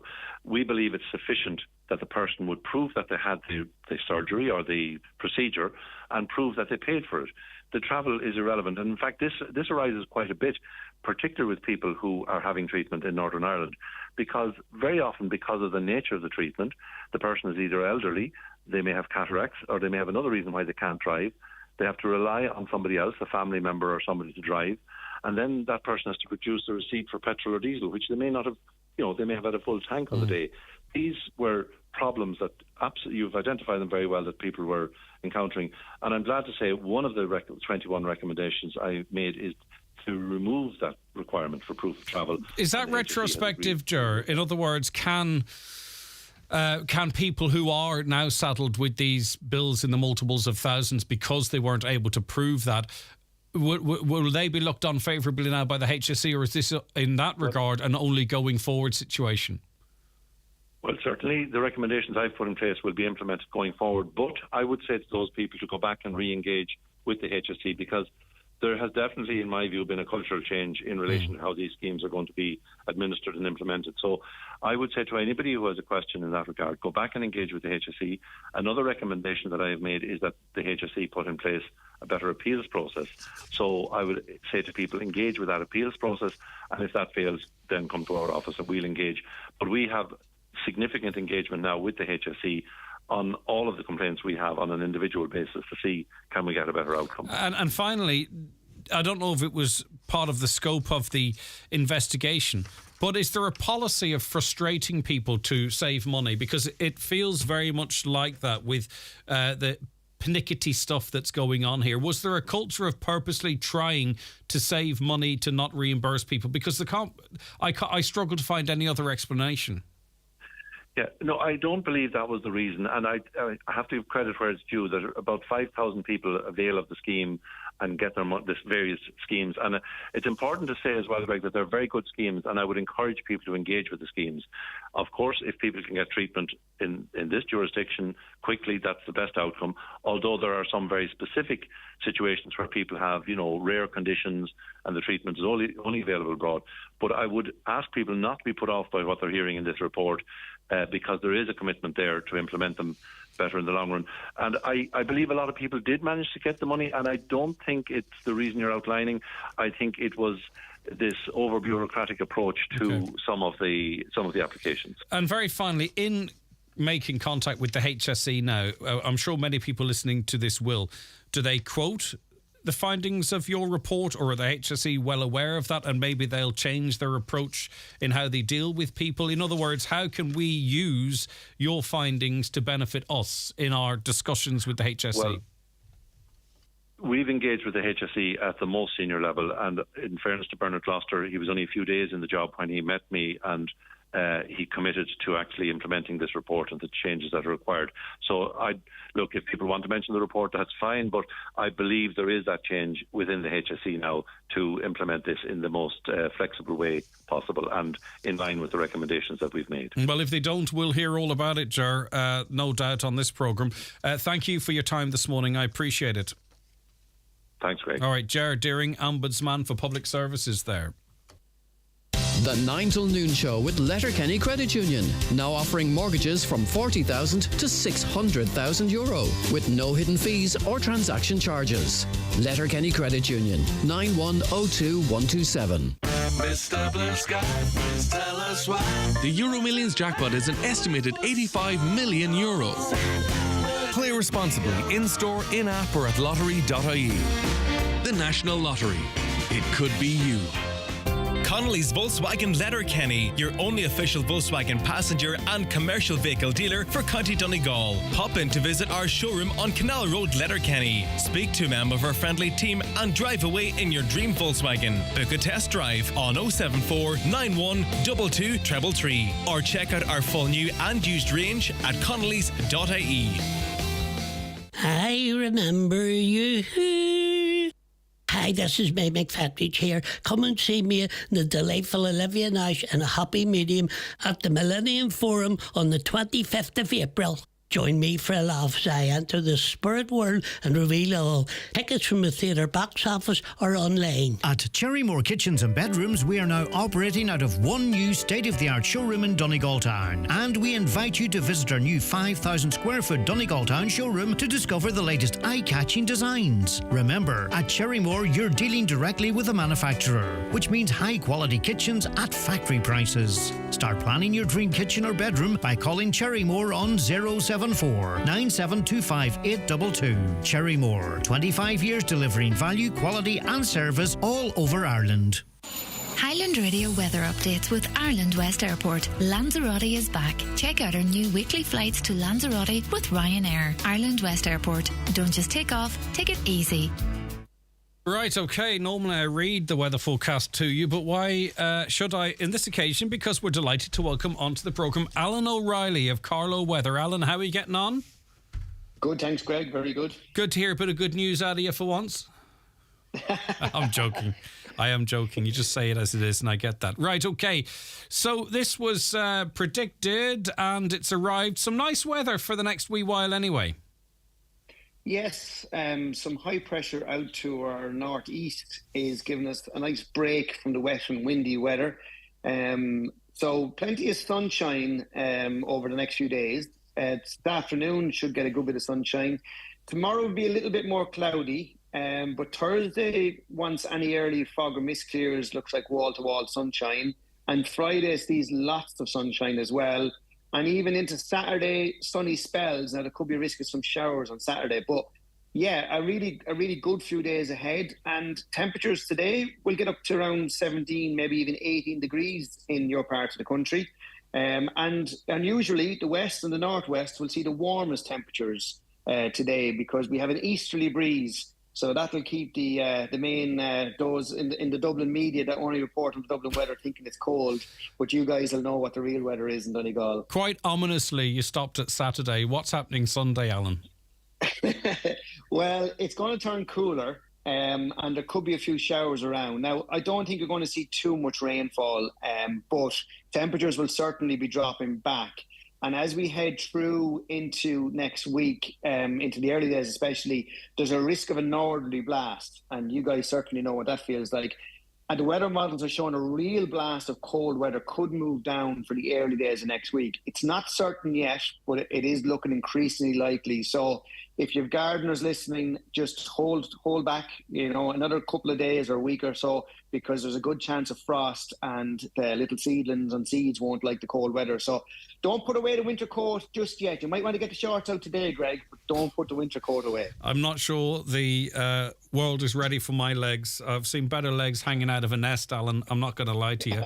But the next few days are looking good. And is this April weather we have at the moment, or is it above seasonal averages temperatures-wise? Well, it would have been above in the last couple of days and today, but they'll drop back to about normal. So normal is about 15, 16 degrees, 14 to 16. So we're a little bit above, and we certainly were above on Sunday for the areas that got the sunshine and 21 degrees. But it is locally different as well. Like the south coast will have some sea fog and some cloud, and it might only be 11 degrees down there today. So it does vary a lot from area to area, because obviously this time of the year now the sun has good strength in it. So me, like you, will need a hat when we do go out, because the sun is strong enough to burn you, and I'm sure many people will experience sunburn over the next few days. So the sun will bring some lovely heat where it does break through, but it will also bring some sunburn. Yeah, and be conscious of those UV levels, because it can be quite misleading. Right, that's the easy bit. What's May, June, July, August like, and will we get an Indian summer in September, Alan? That's Do you want a lot of numbers as well? Yeah, please. That would be good. Euro millions also. Listen, brilliant, Alan. Okay, enjoy. It's nice that we're getting the better of it, and I do appreciate you recognising the fact that sometimes we struggle to get accurate weather forecasts for us up here out of Dublin. But listen, God bless you. Thanks very much, Alan. Enjoy it yourself. Cheers. Take care of yourself. Alan O'Reilly of Carlow Weather. You can check him out on socials, on Facebook, and particularly active on Twitter. So isn't that nice? Maybe we should get the barbecue out then. I don't know. What do you think? Caroline, is yours coming out? Yes? What time at? I like potato salad and coleslaw, both on the same plate, if that's okay. And a few wedges would be nice. Yeah? Okay. I think people are going to be getting the barbecue. Why not? Do you know what? Why not? Get outside, and there's some great offers in our local butchers as well. Do you know where you can buy a whole load of stuff for a certain amount of money? You're supporting a local butcher as well, and there's often great value there as well. So why not? Hey, Greg, good on you for giving that woman plenty of airtime about the loss of her sheep. We lost over a dozen sheep to dogs in our field beside the house a few years ago. We had guards here, but no one ever was got for it. We stood the loss. I think it's time for people to lose their dogs if they're not on a lead or tied up. It's so sad what the dumb animals suffer because of dogs. And look, we always invite people to come on and talk about it. Even national programs. Let's not pretend otherwise. We don't do it, but a lot of national programs have stooges, which are people that they know, right? And they bring them on to pretend to talk about a subject. You'll have heard the slips from now and again. We're not a huge country, so not everyone wants to go on the radio because people might think they know them or what have you, of course. So it's good when someone like Mary and the rest of you that do come on and have a conversation, because it helps us to get the point across, and it means I don't have to always read it out. So I recognise that you recognise Mary coming on and having a chat with us, and of course we'll give her as much time as is required. Right, my heart goes out to that lady at the loss of all those sheep and lambs. It shows the attitude of some dog owners. Me, and my dog can do whatever we want. Try to talk to them, all you'll get is abuse, even in my case, threats of violence. Why can the people who own the dogs not have to pay for the loss of all the poor sheep and wee lambs? It's horrific what dogs do to them. Well, the owner is culpable if you can prove it. It's a case of tracking them down. I'm sure the owner of that dog is going through... You people, I'm going to get given out for here because people think sometimes I'm But I'm sure that the owner of that dog never went to the beach with that dog with the intent of that happening, right? And maybe they're shocked at what their dog was capable of doing, and maybe it's going to take a day or two for them to process that and to come forward. But at the same time, if you have a pet that's capable of doing that to these defenseless animals, what else are they capable of as well? But I recognise that maybe they've to take some time before coming forward. The OPW have no interest in the fort, and the key holder lives near the site, but it's nothing to do with the key holder. It's not their fault, okay? I want to be clear on that. Hi, Greg. Very simple question for the council. Are dogs allowed to be off the lead? Cheers. I'm not sure where we stand in terms of the new regulations. Remember when they went out to consultation? I don't know if they're in force or not. Maybe the council will get in touch with us, or they, and we can get that information out there, because I think it's important. Councillor Michael McClafferty said, dogs attacking sheep is a very serious concern. A neighbour of mine has lost 16 sheep recently. Clearly, a better awareness campaign needs to be done to make walkers with dogs more aware of the damage their dogs can do. I understand where you're coming from. I'm not sure talking to people helps anymore. 99% of dog owners are abiding. But, you know, that 1% are the ones that are careless. That 1% of the type that will tell you to F off if you challenge them. Will more awareness help? I don't know. Enforcement perhaps is the only way where we can get through it now. All right, thanks to Niamh and Caroline Orr. Caroline, who researched and produced the show as well. We really appreciate their efforts. We'll all be back with you tomorrow morning at 9, God willing. Stay safe, enjoy the weather. John Bresson's coming up after the news with Around the Northwest.